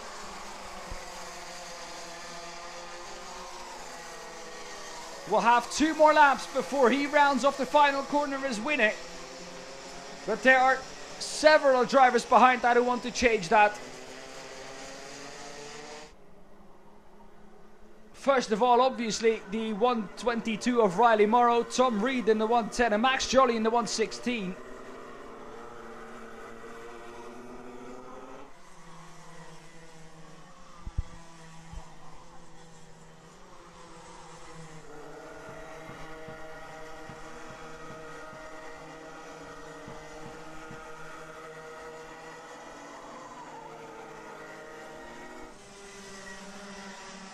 Well, round the final corner comes Austin Oman. Final lap of the race being started by the young British driver.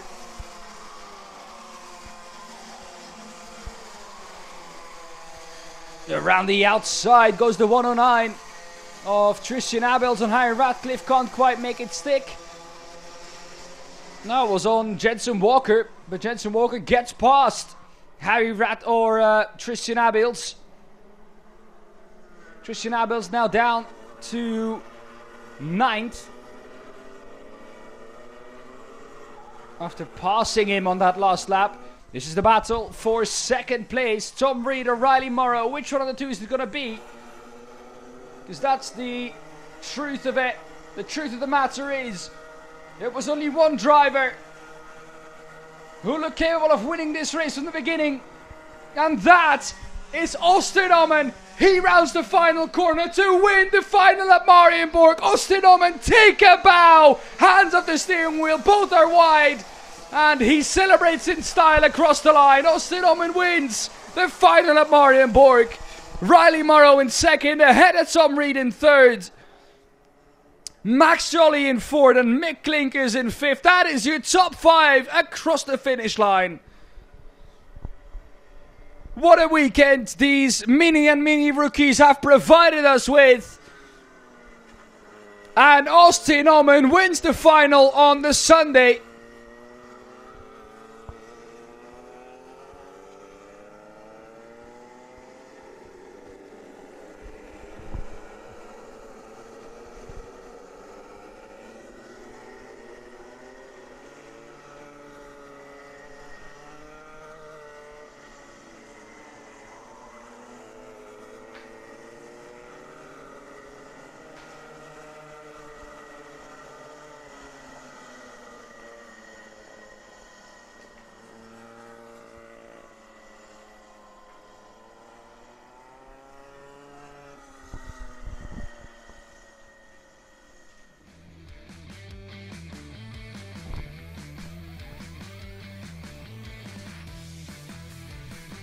Well then, what an amazing race we've seen from the mini and mini rookies. Let's walk through the result for them one final time. Austin Oman ahead of Riley Morrow, Tom Reed in 3rd, Max Jolly 4th, Mick Klinkers in 5th, Leo Livings in 6th, Harry Ratcliffe 7th, Jensen Walker 8th, Tristan Abels 9th, Conrad Doyle 10th, Leon Herbots 11th, Matthias Verreken in P12, Mikkel Gottschalk 13th, Jonathan Ottersen 14th, Trent van Meelik 15th, Dejan Habert 16th, Ryan Rampedaert in 17th, Keon High in 18th, and Milo de Kousmaker in 19th. Non-finishers, Arlo Gamble, Philip Massard, and Malte Holm, who didn't even take the start.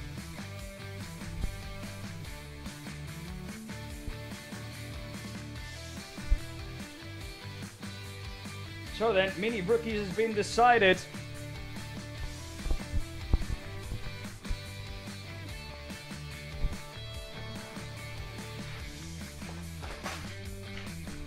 And I can tell you that with the result of yesterday's final,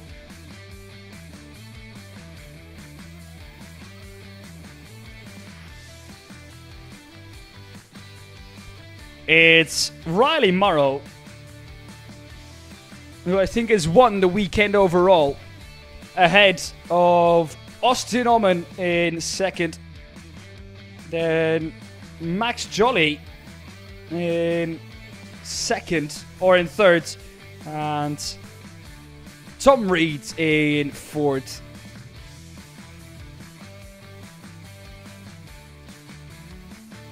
Nick Klinkers, I think, finds himself in fifth, and Harry Ratcliffe finds himself in sixth. Further than that, honestly, I have no clue. My math is not that great. So we'll have to wait until the podium ceremony later on the day.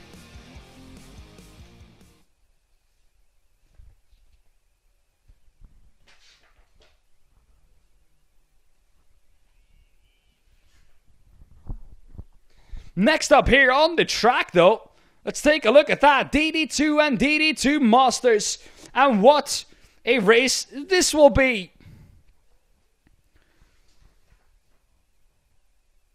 This race gonna be, well, mainly contested between two drivers.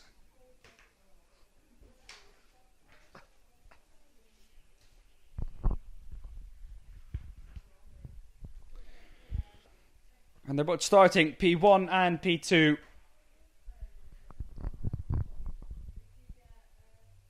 It's Barbaro and Knopjes who will fight it out in DD2 and DD2 Masters.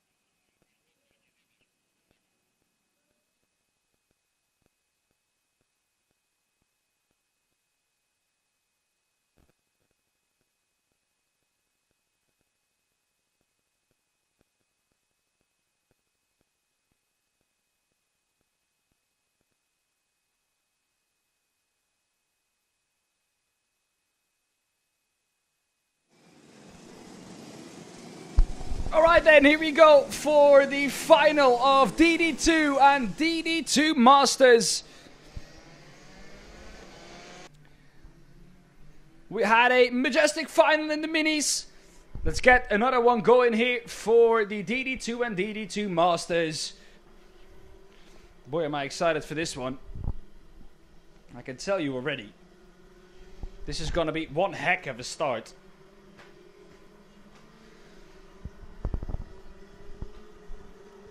Between Antoine Barbaro and Sam Knopjens in second. Sam Knopjens, of course, had to come from 8th in the pre-final. He has 5 more minutes in this race to put things to sleep after this race.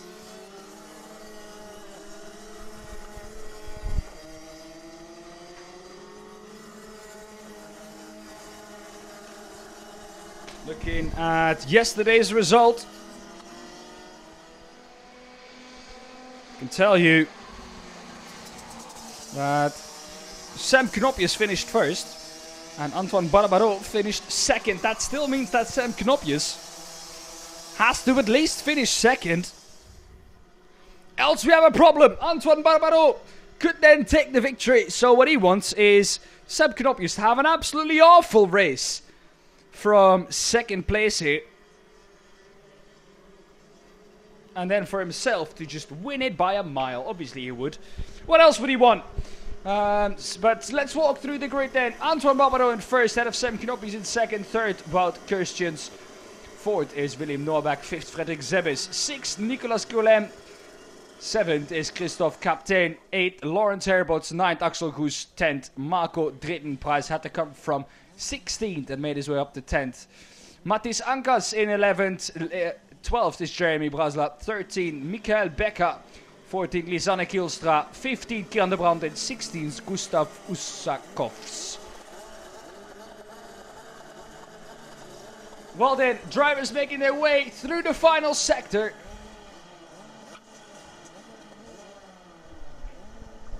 And hopefully, for the last time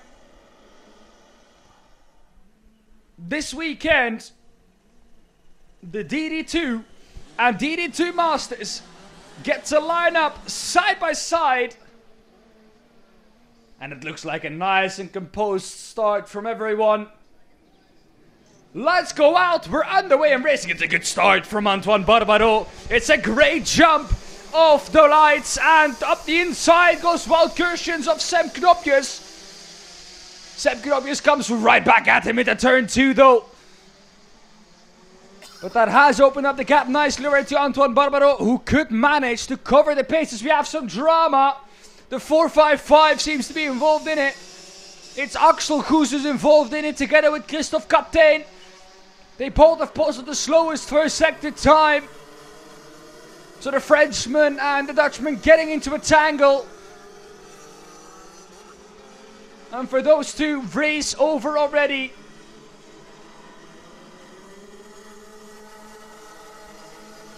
But Sam Knopjens on the back of Antoine Barbaro now. Antoine Barbaro going defensive into turn 11. That gives him a bad exit going or coming out of there into turn 1. This will be the overtaking opportunity for Sam Knopjens.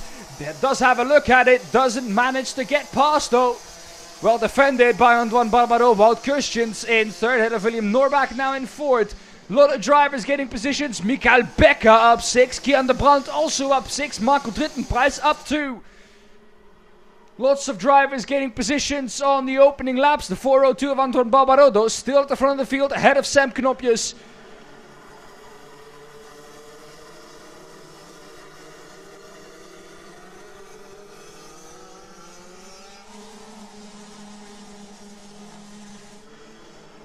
Oh, the inside having a look is Sam Knopjens trying to force the issue on Antoine Barbaro.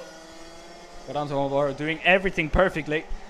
And I think the moment Antoine doesn't defend, Sam Knopjens will go for it. He doesn't defend this time round, and Sam Knopjens does go for it. Into turn 1, Sam Knopjens regains the lead. He hasn't had that lead ever since lap number 2 of qualifying heat this morning. But Sam Knopjes has found his way back to the lead. By far the most contested race we've had so far in the opening 2.5 minutes for DD2 and DD2 Masters. Look how close the top 6 still is. Could throw a blanket over 6 cards and you'd catch all of them. Now it's important for Antoine Barbaro to stay calm. Race is not over here. He can follow the pace from Seb Knopjes.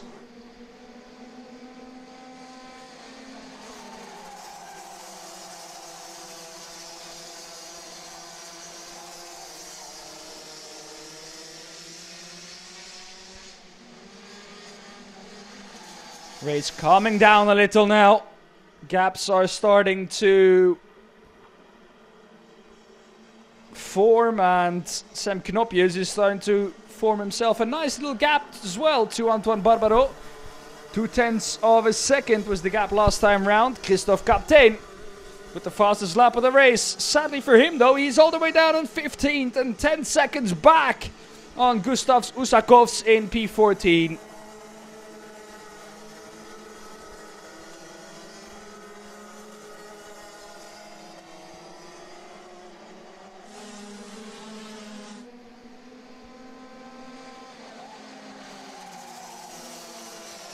Up the inside, we see 2 cards go. That is Frederik Zebbes and Nicolas Guillem up the inside of William Norbach. And him comes right back at them though. Up the inside, once again, there's contact. Contact between William Norbach and I think Nicolas Guillem.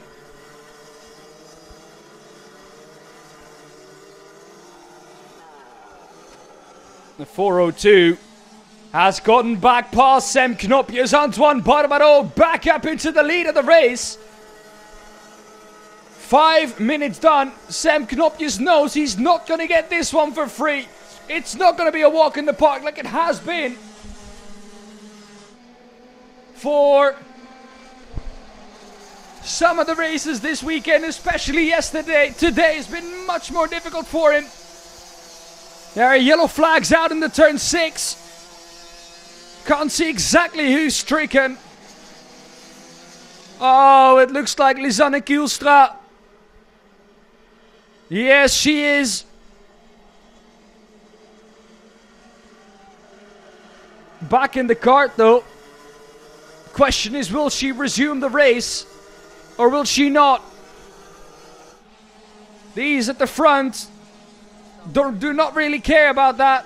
The only thing they care about is the battle or Sam Knopjes back in the lead. Antoine Barbaro, after posting the quickest first sector time, lost out in the middle.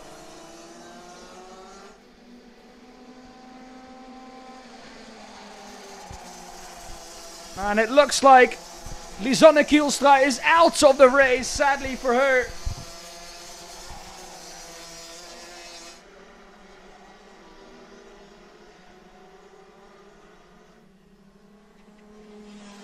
The final of DD2 and DD2 Masters. Not getting any further than lap number 5.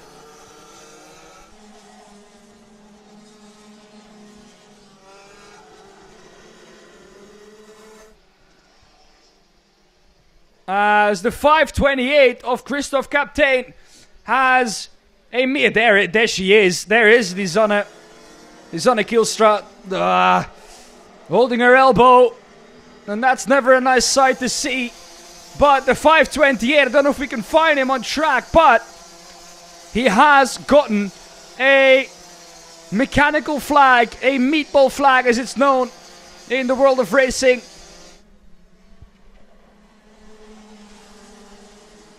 And that means, box, your race is over.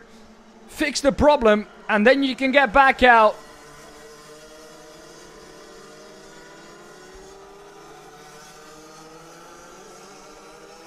Still, Sam Knopjes now at the front. But Antoine Barbaro keeping pace with Sam Knopjes. which is great to see. Wout Kirschens in third, ahead of Frederik Zemis in fourth. Marco Drittenpreis in fifth, ahead of Kian de Brandt in sixth. Lawrence Herbots in seventh. Mattis Ankas in eighth, and Michael Becker ninth. Nicolas Guillem, though, in P10.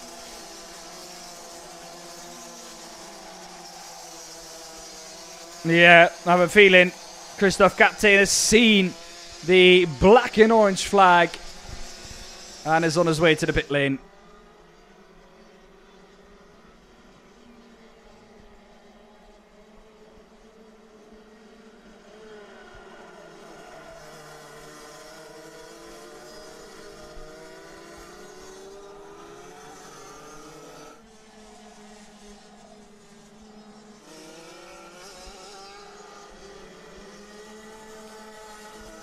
Two tenths is the gap between Sam Knopjes and Antoine Barbaro.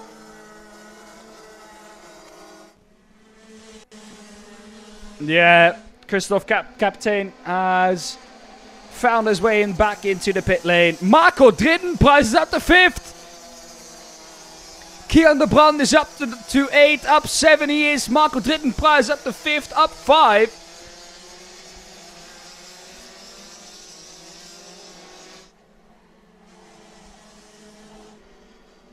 A couple of massive gainers in this field.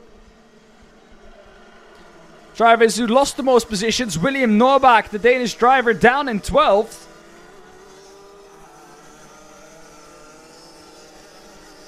Fastest lap of the race last time round by 0.06 of a second over Sam Knopjes. Antoine Barbaro. He's well and truly glued to the back of the 420.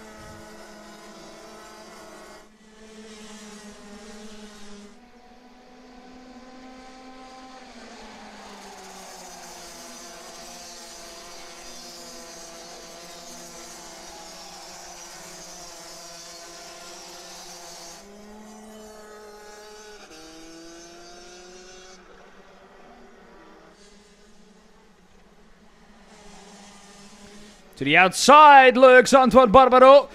That'll give him the outside for 5. That's not quite the preferred line through there. And thus he has to wait. Gets shown the outside of 6-2. But he has Sam Knopjes driving defensive.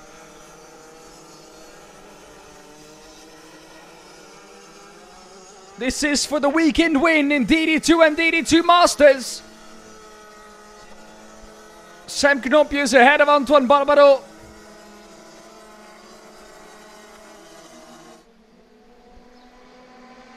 And here we go on to start-finish. Antoine Barbaro up the inside. Sam Knopjes trying to switch back on quiet. Gets held on the outside. Antoine Barbaro knows it though.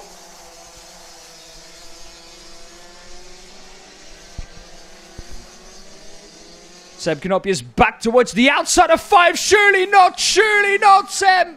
The outside of 4 is not a place to overtake. He almost made it work. Proving everyone wrong here this weekend. The inside, no, for 7. Can't quite make that stick either.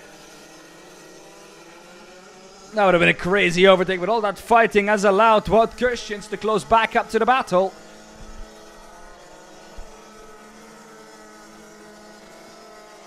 When Antoine Barbaro sees chances, he'll take them.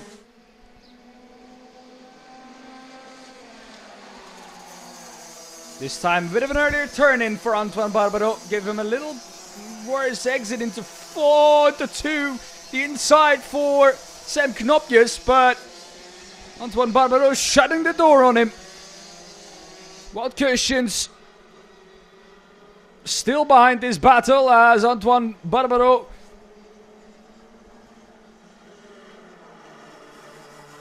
still under pressure. Has been under pressure this whole race. Has put pressure on Seb Knopjes. We've gone back and forth in this battle. Antoine Barbaro has led. Sam Knopjes has led. There's been a moment where Wout Kirschens has led, and this time round Kirschens gets up to second, but Sam Knopjes gets the breaks he needed by passing Antoine Barbaro in a place where he did not expect it. Caught him out, and that allowed Wout Kirschens through as well. That gave Sam Knopjes the break he wanted. Question now is, can he convert? 4/10 is the gap. Can he convert? 2.5 minutes left plus 1 lap.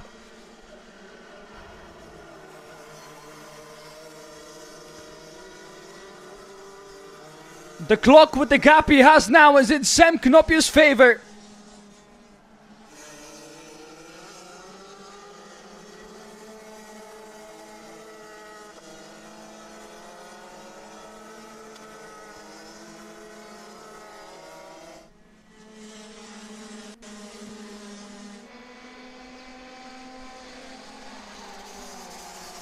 Cross the line, become gap state, almost the same.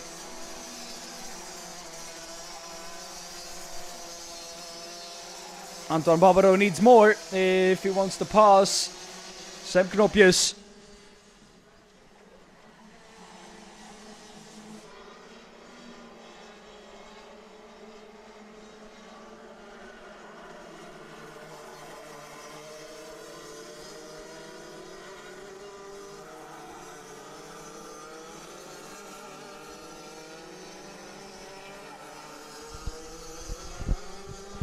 Gap slowly but surely opening up at the front. And it looks like that break, Wout Kirsten's getting in between Antoine Barbaro and Sam Knopjes, was exactly what Sam Knopjes needed. They will have 3 more laps to go.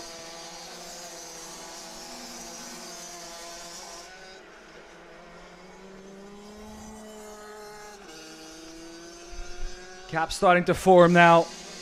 Gap still 4/10 of a second. I stay roughly the same over 3 laps now. Sam Knopjes has found this pace and has kept that pace.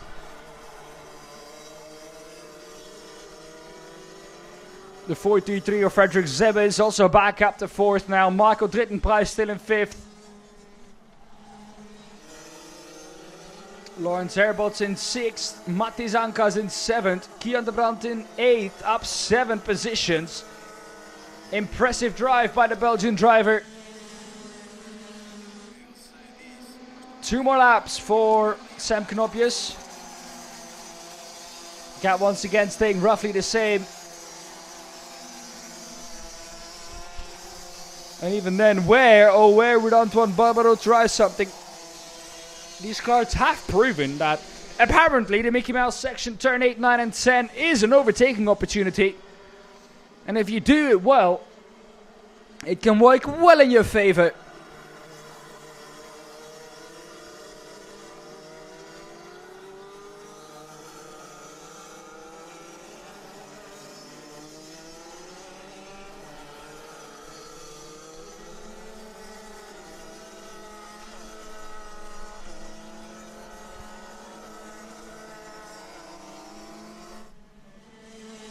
Round the final corner comes Sam Knopjes.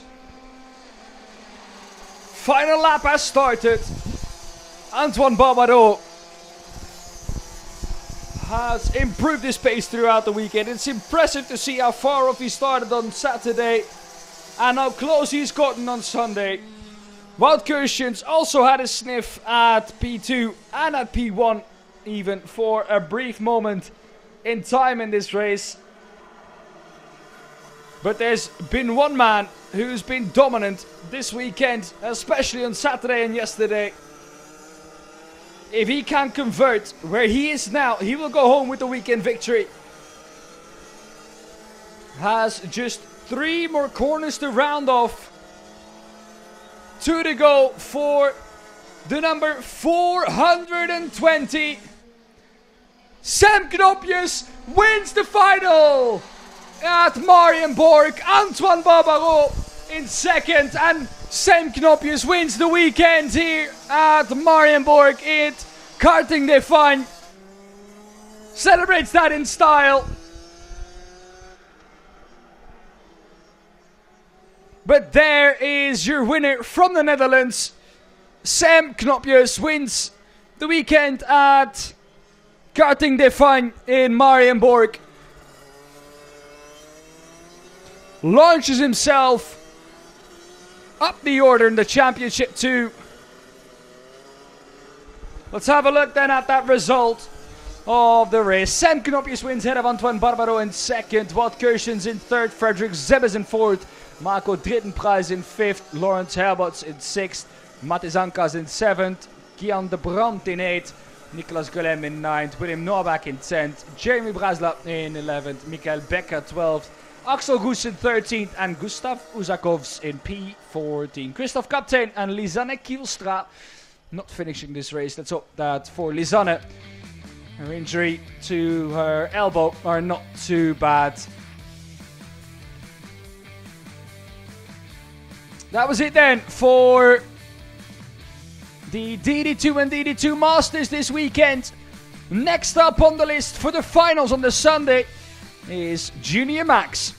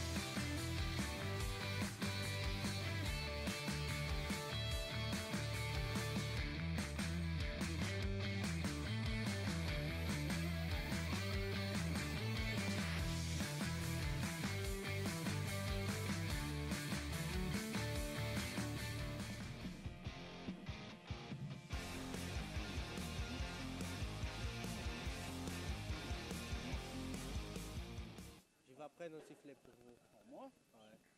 Tout le temps? Ouais. Oh, je vais après nous. Ricardo, hein?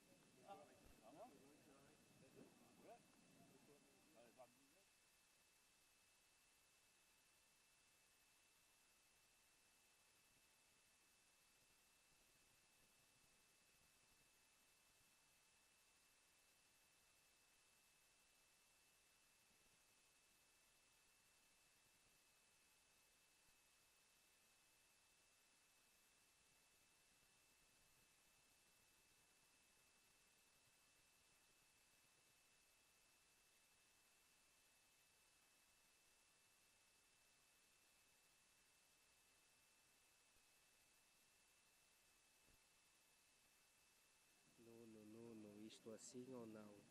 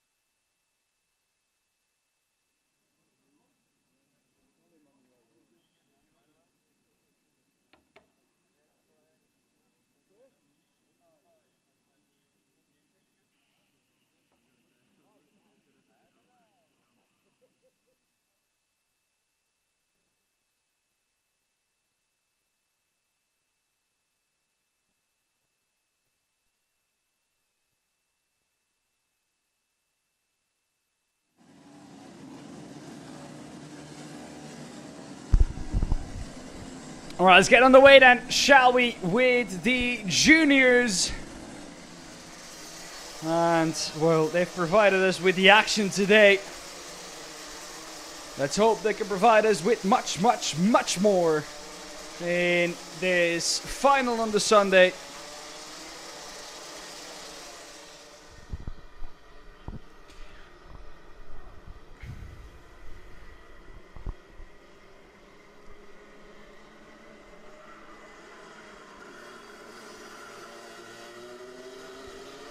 Let's go through the grid then.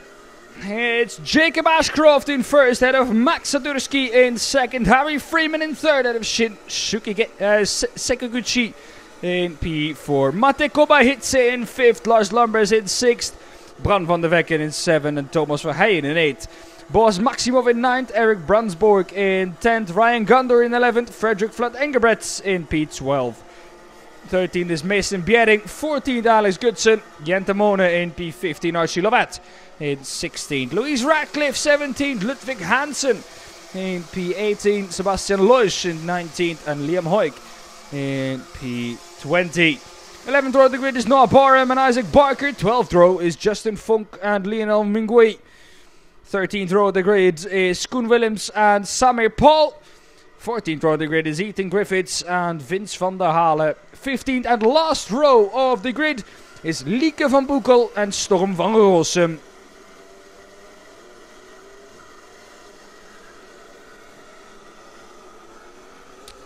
Right then, 50 or 2 rows of 15 drivers for what will hopefully be the final time for them.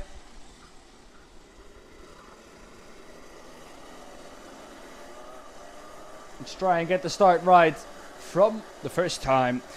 Just like the mini and mini rookies, this race 12 minutes long plus 1 lap.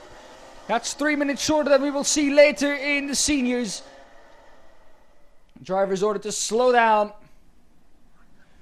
and line up side by side. Well then, drivers coming to the 4 red lights. Let's get it on the way immediately, shall we? And we have done so. Lights are out. 12 minutes are underway and racing. Jacob Ashcroft has kept his lead. It looks like, yes, he has. Max Sadurski. Oh no, big crash.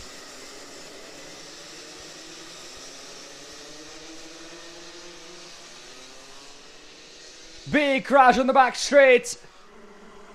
One driver tried to pull his card out. One driver needing assistance from one of our marshals. Let's hope all's okay. We continue though.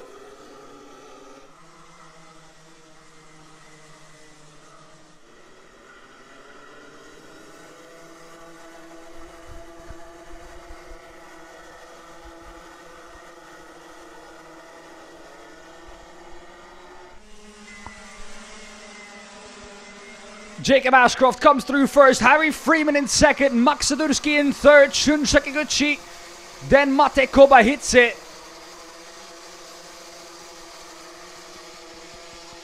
As all drivers race through the accident. Yellow flags obviously out at the marshal posts. Means drivers have to slow their pace when they go through there.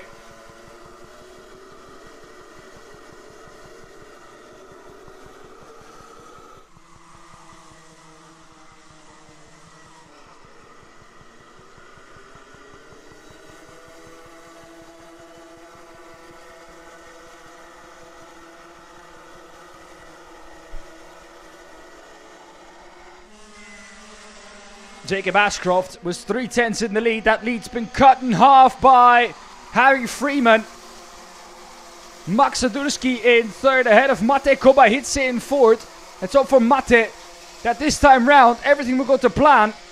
Usually he gets overtaken at turn 11. That pushes him wide. That's happened a couple of times now to Mate Kobayhitse. And let's hope that this time round that won't happen. And Mate Kobayhitse can just show his pace because he's been quickest in terms of lap time at least, has had the quickest lap time. So many times up the inside of Max Sadurski goes Mate Kobayashi.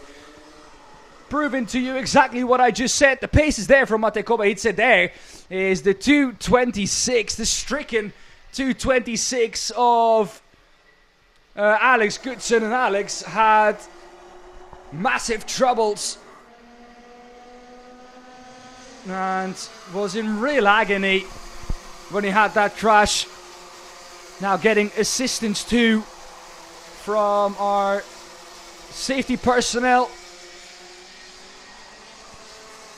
as we have a car stricken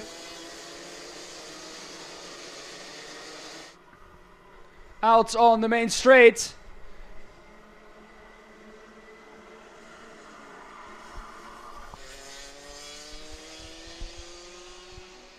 Multiple cars stricken on the main straight. Completely missed what happened there. Cameras didn't pick that one up.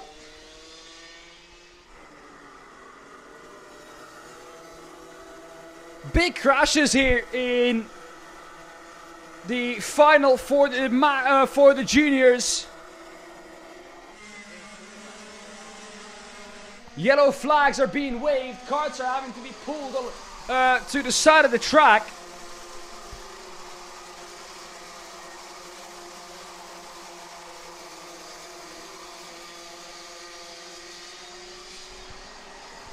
But still, it's Jacob Ashcroft leading the way ahead of Harry Freeman in second.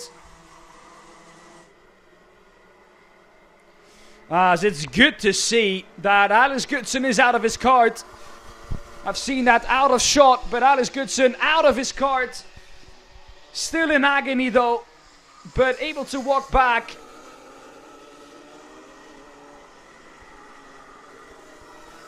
Back to the battle for the lead. This is the 242 of Las Lumbers. Ahead of him, Max Sadurski and Shun Sekiguchi. Driver slowing down, that's good to see. For the yellow flag waved on the start finish. Jacob Ashcroft leading by 0.3 of a second.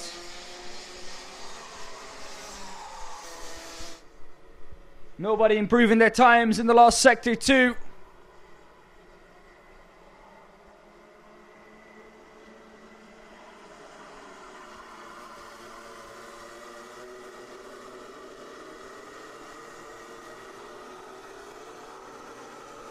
Mate Kobayashi on the back of Harry Freeman now.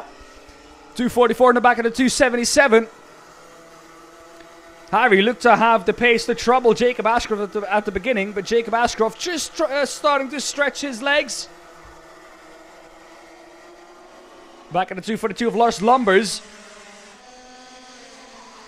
Still in 7 is Lars. Mate Kobayashi on the back, under the rear bumper of Harry Freeman. To the inside goes Mate Kobayashi. Was not quite alongside enough, but tries it into turn 4. And that works this time round. Coming back at him on the inside though. Harry Freeman. No, Mate Kobayashi up to second. Having to defend the inside. 3 wide. Oh, card up on Mate Kobayashi. Harry Freeman off into the grass. Another card up on the front shields of another. And that's not the first time we've seen that in this race. My goodness. Mate Kobayashi couldn't do anything. 3 wide was never going to work. Mate Kobayashi on the left-hand side. Harry Freeman sadly the one in the middle. And therefore going over. But 3 wide there was just not going to fit. It has given Jacob Ashcroft the lead of 1.3 seconds over now Shun Sekiguchi.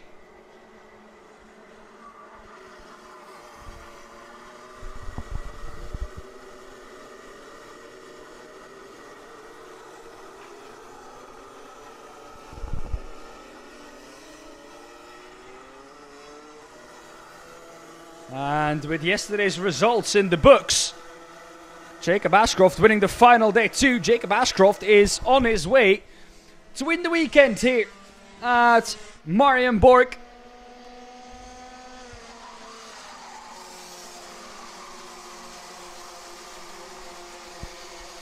But there are some drivers who want to trouble that before it's over. Just over 4 minutes left.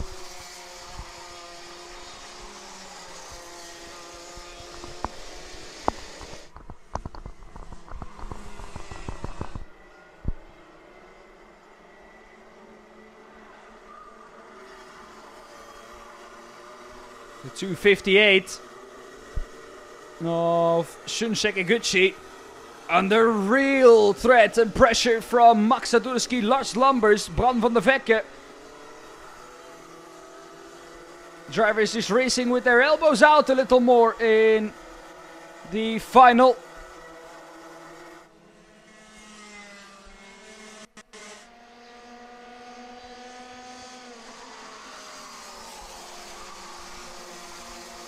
Nobody willing to give an inch.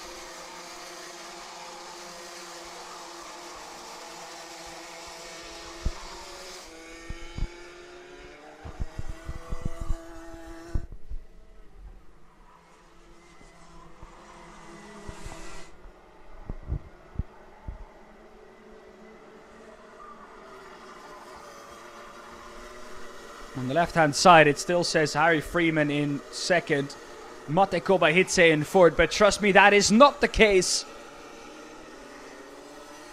Jacob Ashcroft is leading the race ahead of Shunsek Eguchi in second, Max Sadurski in third, Lars Lambers in fourth, Bran van der Vekke. That is your top 5. Time and tower on the left-hand side, not correct. Just for information for everyone at home, what you're seeing here is the battle for second. I'll try my best to keep you updated as best as I can about every position. Shunsek Eguchi is the leader of this, well, almost 12-car train. 12 cars involved in that battle. Shunsek Eguchi, Max Sadurski, Lars Lambers, Bran van der Vekke, Archie Lovett, Mate Kobayashi. Still in that though.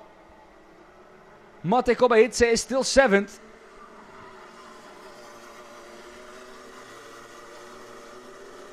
But once again a race for Mate where he was doing so extremely well as Shunsek Eguchi comes back at Sadurski.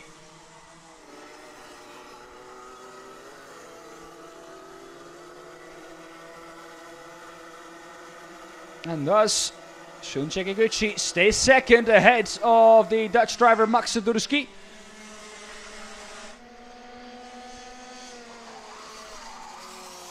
Lars Lambers and Bram van der Vekke, both Belgians, stay 4th and 5th on this lap. Archie Lovett stays 6th. Mate Kobayashi stays 7th.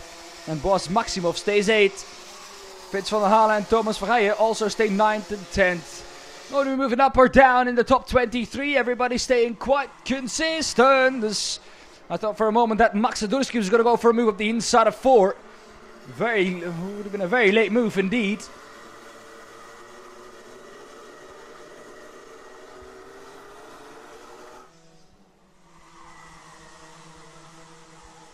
Fastest lap of the race set the last time round by Vince van der Halen. 55.841.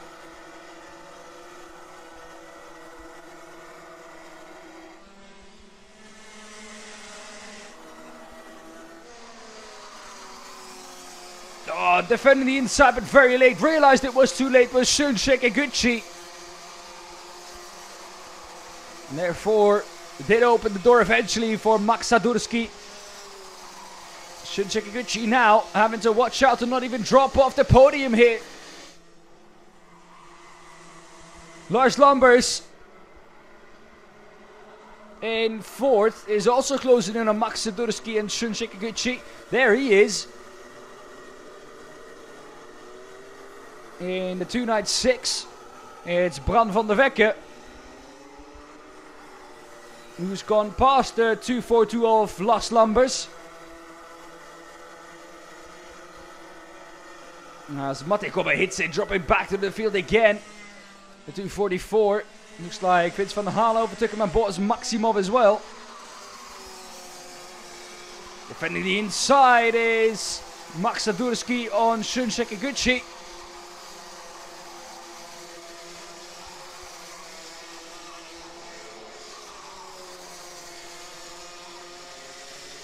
Shinji Kikuchi just doesn't seem able to repass Max Sadurski.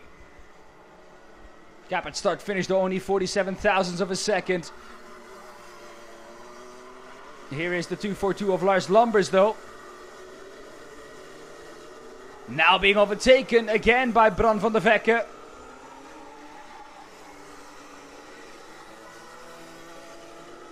Oh no, Bran van der Vekke and Lars Lumbers, the both Belgians have crashed. And is Bran van der Vekke on top of Lars Lumbers walking away, but it's Jacob Ashcroft who wins the final at Marienborg. For the juniors, Max Sadurski comes through in second. Shinji Kikuchi finishes on the podium. But drama on the last lap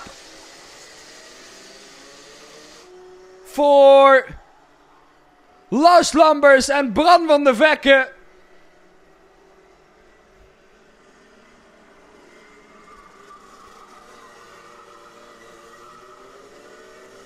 But take a bow, Jacob Ashcroft. A win yesterday in the final, a win today in the final. 2.3 seconds was the gap today. If we look back at the result he put in yesterday, he finished P1 by 2.4 seconds as well. Today he did almost exactly the same. Two dominant displays in the final from Jacob Ashcroft. Was under pressure in the beginning, didn't fold, didn't budge, and Jacob Ashcroft wins. As you look at the highlights, we'll go through the grid soon. Here we go, some drivers getting their cars back onto the track. What a crazy final that was. Loads of cards going off. The start finish straight, that's why you saw those cards off there. Yellow flags were out, but green flags were waved. And it might take a while for the truck we have here at Karting Define to pick all of those cards up. This was the move from Max Sadurski that ultimately gave him second place. Look at that. Pulling out really, really late. And there it is. The moment it all went wrong for both Belgian drivers, Lars Lumbers and Bran van der Vekke. And there you go, Jacob Ashcroft. Celebrating in style.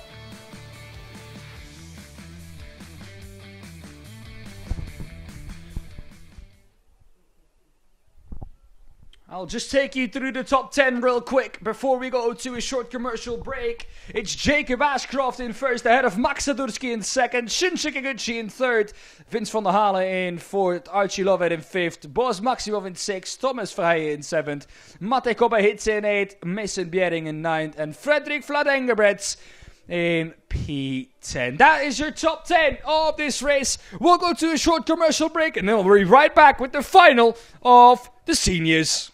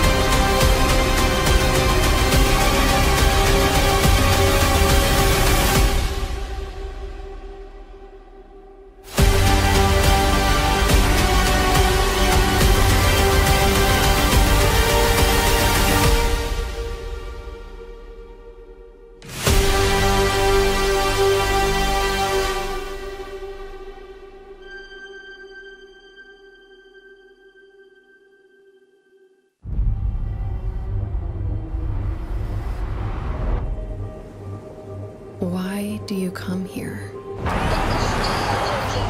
Is this your career?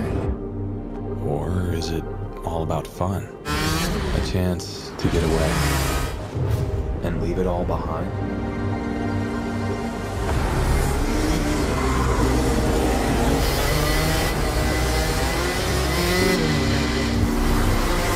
Or do you chase your personal best?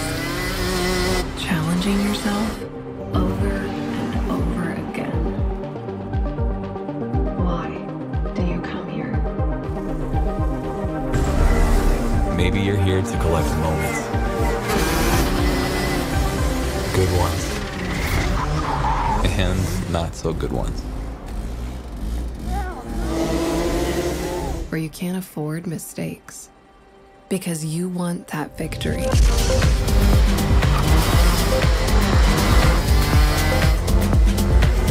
It's all about this one moment when the hard work finally pays off.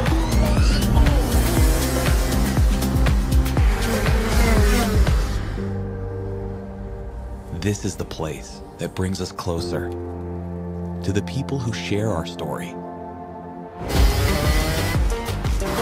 Whoever we are. Whatever we're here for.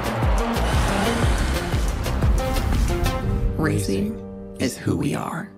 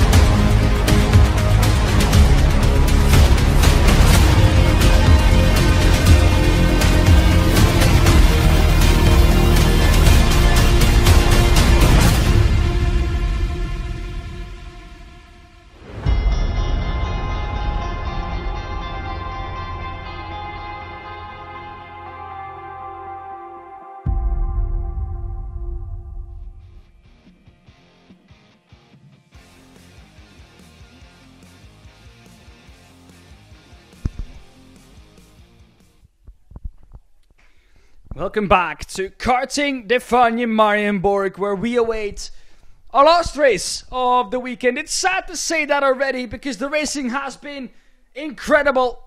However, to all good things, there is an end, and sadly, the racing will end after this race. But luckily for you guys, we have the Max Senior Final up and waiting for you. And oh boy, if you have never seen a Max Senior Final, well, you're in for a treat. 31 drivers on the grid, and you saw the 31 drivers in juniors as they are, as always, happy at the front of the grid.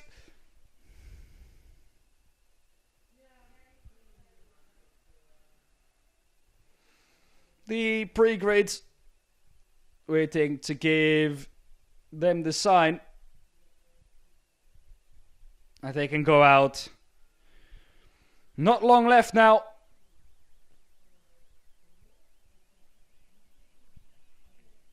At 4 o'clock local time,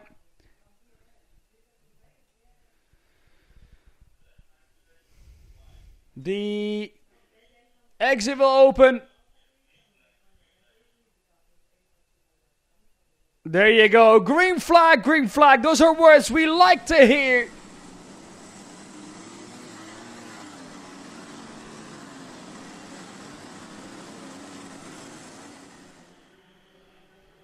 Some troubles on the getaway there, I think, for Lewis Goff. I think he'll get to retake his position in the field.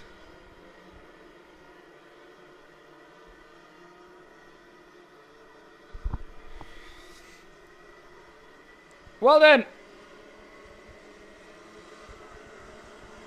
Let's go through the grid for the final race of the day. It's Matej Radenkovic starting on the pole position ahead of Cameron Nelson. In second, Tom Langlois in third after a majestic drive. Remember, had to start the qualifying heat from absolutely dead last.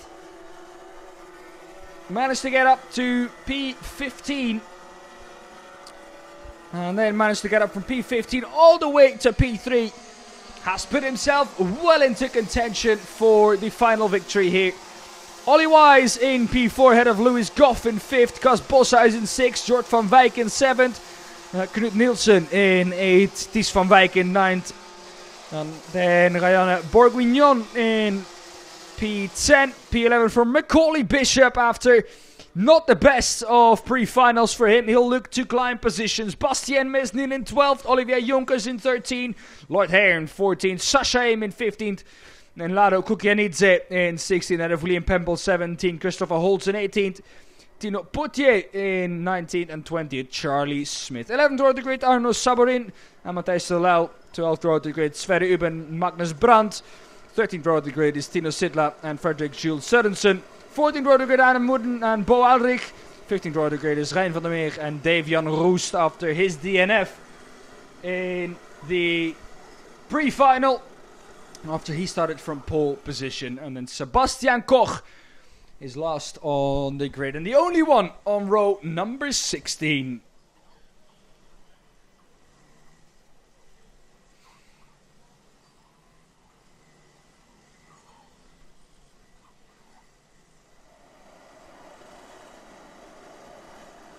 I hope Louis Goff can get back into position.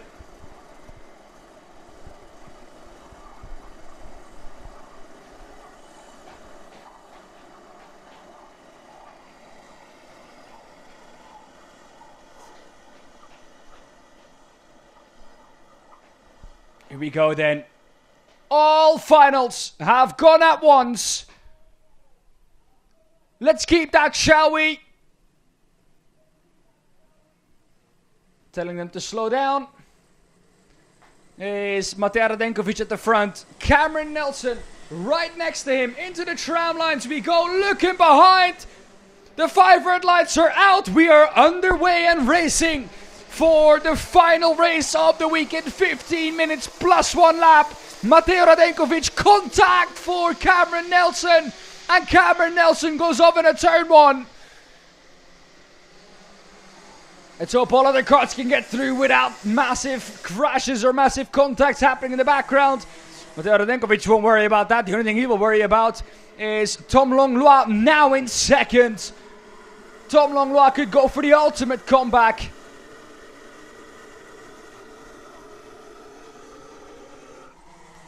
From this morning. It's all over the back of Matej Radenkovic already.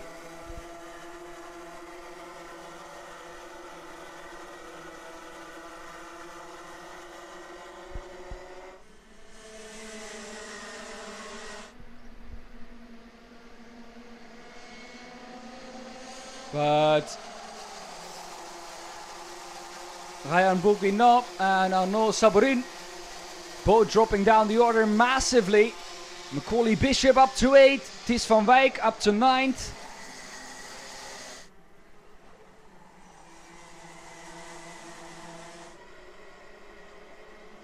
Magnus Brandt also up to 19th. Frederick Jules Sørensen up to 20th. As almost positions gained. Cameron Nelson after that contact in turn 1 down to P13. And there goes your final. Slips out of your grasp. After you had one of the best seats in the house. Matej Radenkovic still fending off side by side for the 368 of Macaulay Bishop and Knut Nielsen, the 390. And Macaulay Bishop manages to get past. Matej Radenkovic still staying ahead of Tom Langlois.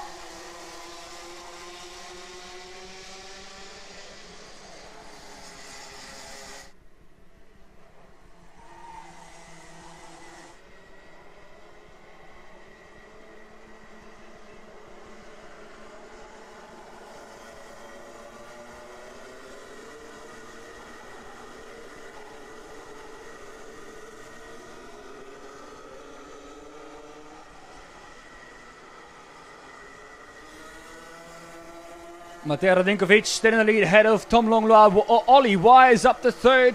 Lewis Goff up to fourth. Cas Boshuis up to fifth. Jort van Wijk up to sixth.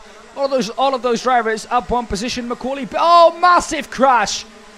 That is a massive, huge crash. 4 karts involved. The 332. Lots of karts involved. That is Rijn van der Meer, Frederik Jules Sørensen, Tino Potier and Sasha Heim. All involved in that.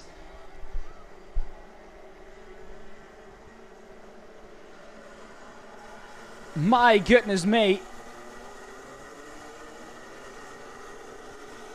Arnaud Saborin also involved.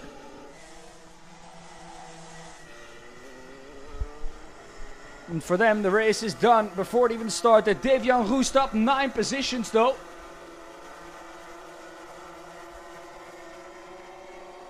He finds himself now in P21. And I'm sure his charge up through the field is not over yet. Tom Longlois back down to third. Ollie Wise has gotten up into second. Mateo Radenkovic still in first though.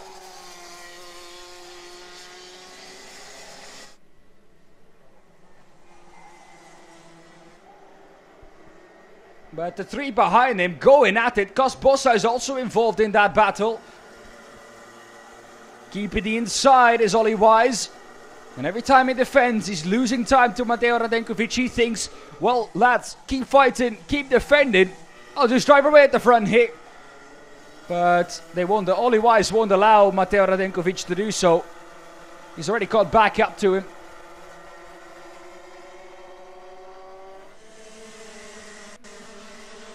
Don't let Mateo Radenkovic stretch his legs.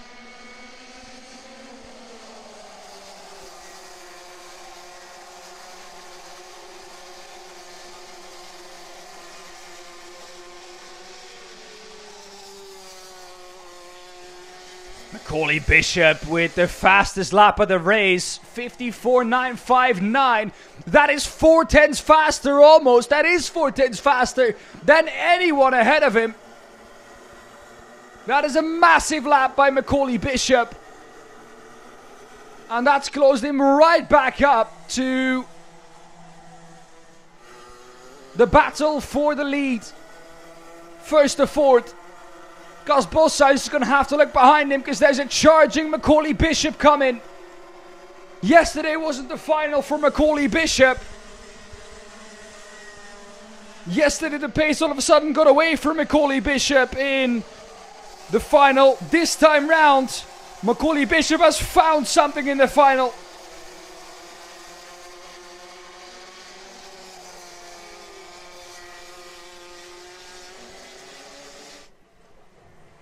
Up the inside, you saw there, that was William Pemble on Tino Sidla. The 396 up the inside of the 314. Back to the battle at the front.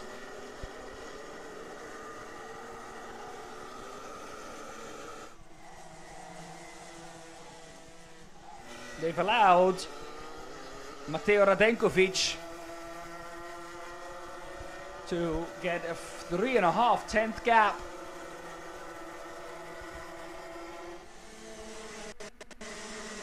And these drivers also know if you give Mateo Radenkovic an inch, he will take a mile. So they have to get their act together if they want to catch back up to the leader. But no one wants to sit in behind. No one wants to bide their time. When you have a chance, you're going for it. This is a race, not a charity.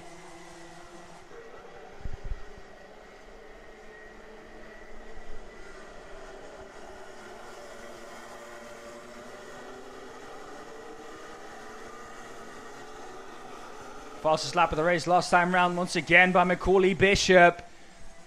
Don't count Macaulay Bishop out of this one. Once again, 3/10 faster than anyone ahead.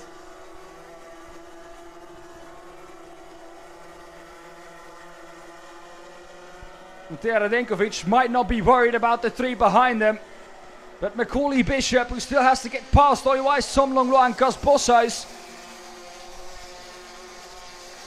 has some tremendous pace.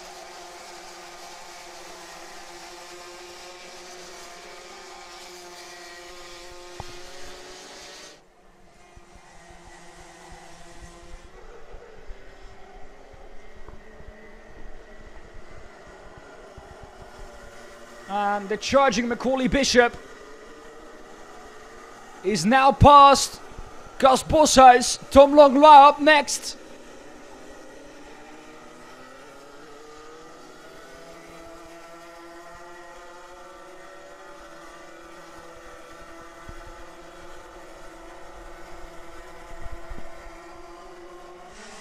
Here he goes, Macaulay Bishop into the slipstream of Tom Langlois. Will he have a look into turn 1? No, he won't. Too far back. But Macaulay Bishop, you can count on him having a move later on the lap.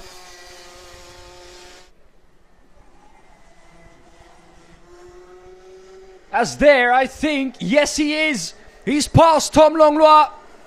Macaulay Bishop up into third.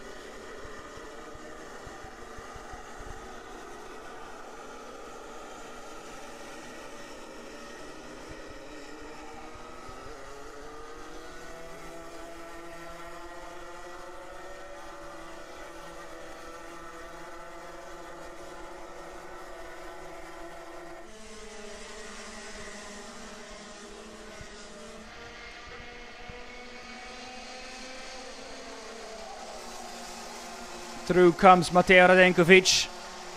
Still in first. 4/10 is the gap. Macaulay Bishop. 7/10. He's still closing in on P1. And he's still got 5 minutes to go. Macaulay Bishop is up 8th already. I wouldn't be surprised if he'd be the one to challenge Matej Radenkovic. He's got some pace. His best lap is 2/10 quicker than anyone has ever managed in this race.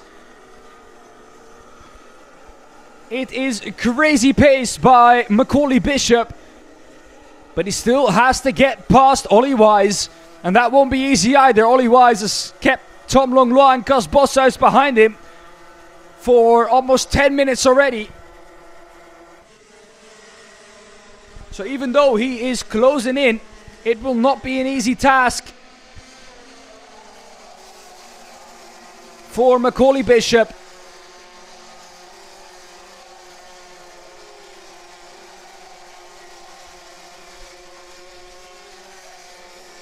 Oh, Macaulay Bishop at the inside at 3. Surely not. Yes, he has. Macaulay Bishop up to second place. Completely caught Ollie Wise and me off guard. I thought he was way too far back to have a look at Ollie Wise, but he did. And he managed to get past 2. It wasn't a half look. It was a proper send by Macaulay Bishop.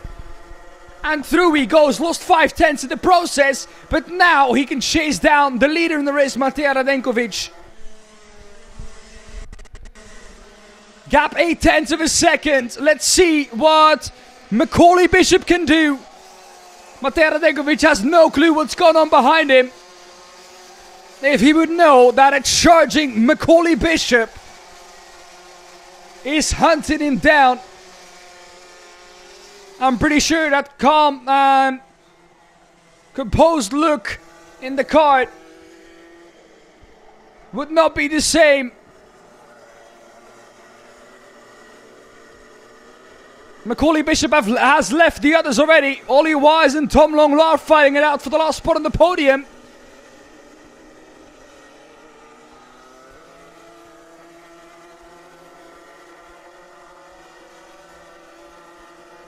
Eight-tenths was the gap coming into this lap. Has Macaulay Bishop done something to close that gap down? No.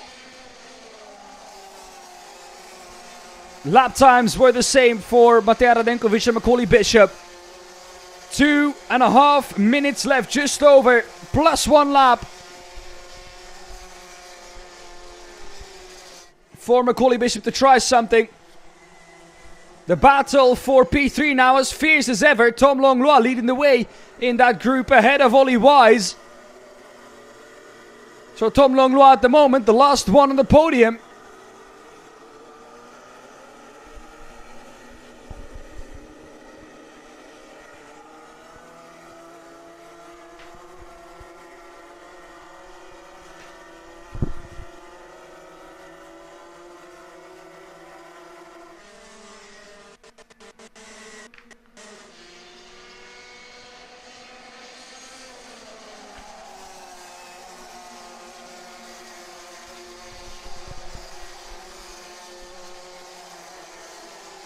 Gap once again staying the same. Lap times the same at the front. Matej Radenkovic knows exactly when to crank up the pace, when to stretch his legs. And he has done so. He's controlled this race from the front. Time is not with Macaulay Bishop.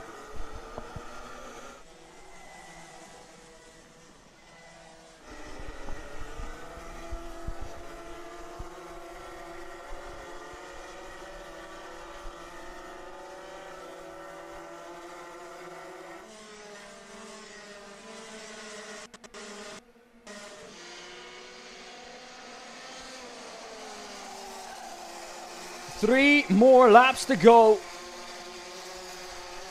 of BNL 2 at Karting Define International Raceway in Marienborg.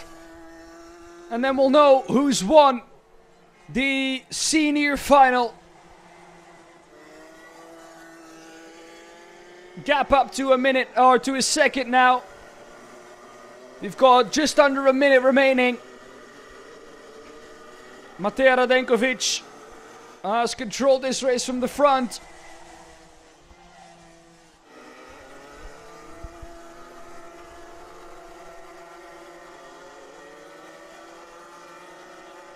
Matej Radenkovic is going to come through shortly to finish lap number 10.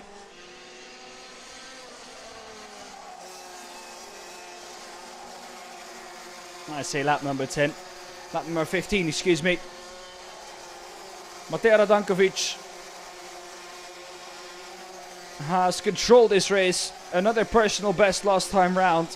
He's getting close to the fastest lap of the race set by Macaulay Bishop earlier on. Still though, we can't take anything away from Macaulay Bishop. It's been a majestic drive, up 9 places. Charlie Smith up 12 places too. Tino Sidla up 15 places too. Devian Roest up 15 places. Finds himself in 15th. And Sebastian Koch up 13 as well. There were some big gainers in this field.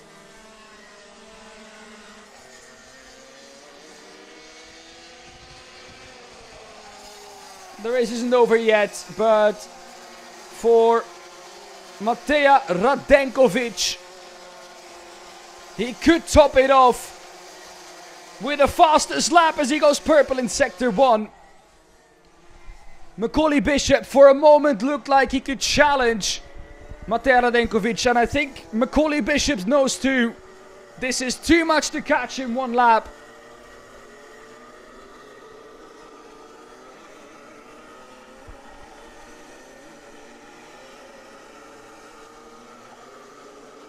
And after starting in pole position, he has never looked back in this final. And Matej Radenkovic comes through to win the senior final here at Marienborg.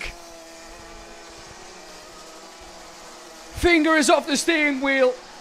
He knows exactly where he's placed himself, and that is on the top step of the podium. On the Sunday, Matej Radenkovic wins ahead of Macaulay Bishop, who's up 9 places, and Tom Langlois, who we can't forget had to start plumb last in P31 this morning during the qualifying heat.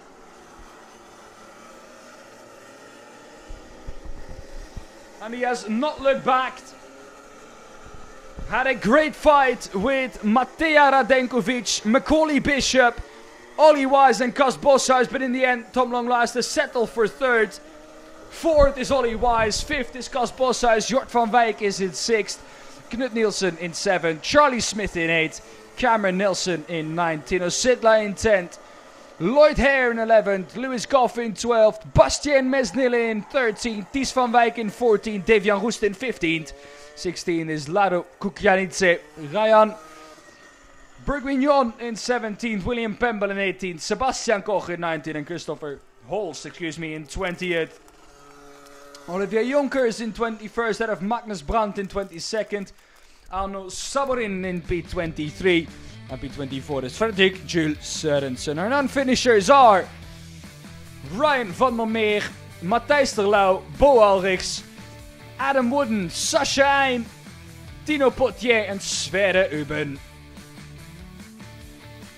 Phew, what a weekend we've had at Karting de Fun International Raceway here in Marienborg.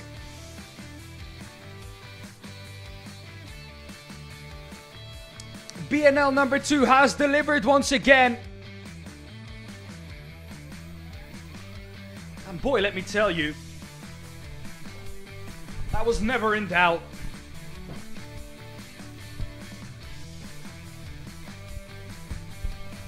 Macaulay Bishop coming all the way from P11 to take P2 in this race. And oh boy, that photographer must have gotten some good shots of that overtake of Tom Longlois on Jort van Wijk at the time.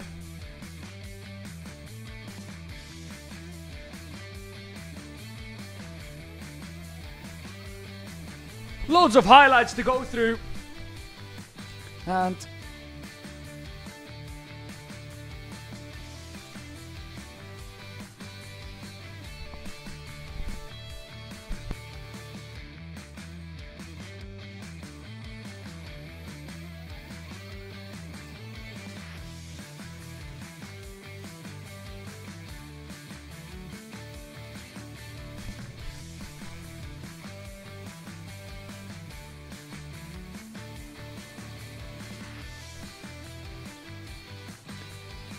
as the highlights are going to come to an end soon, I think this is a perfect time to tell you that for BNL 3, Alex Goldschmidt will be back in the booth with you, the familiar voice that you're used to, the man with more karting history knowledge than Wikipedia, will be back in the commentary booth in BNL number 3, but for this weekend, it's from me, Daan Pepels. A massive thank you to everyone at home. A massive thank you to everyone here at the circuit for being here. A massive thank you to all of our volunteers, our marshals who make this event happen.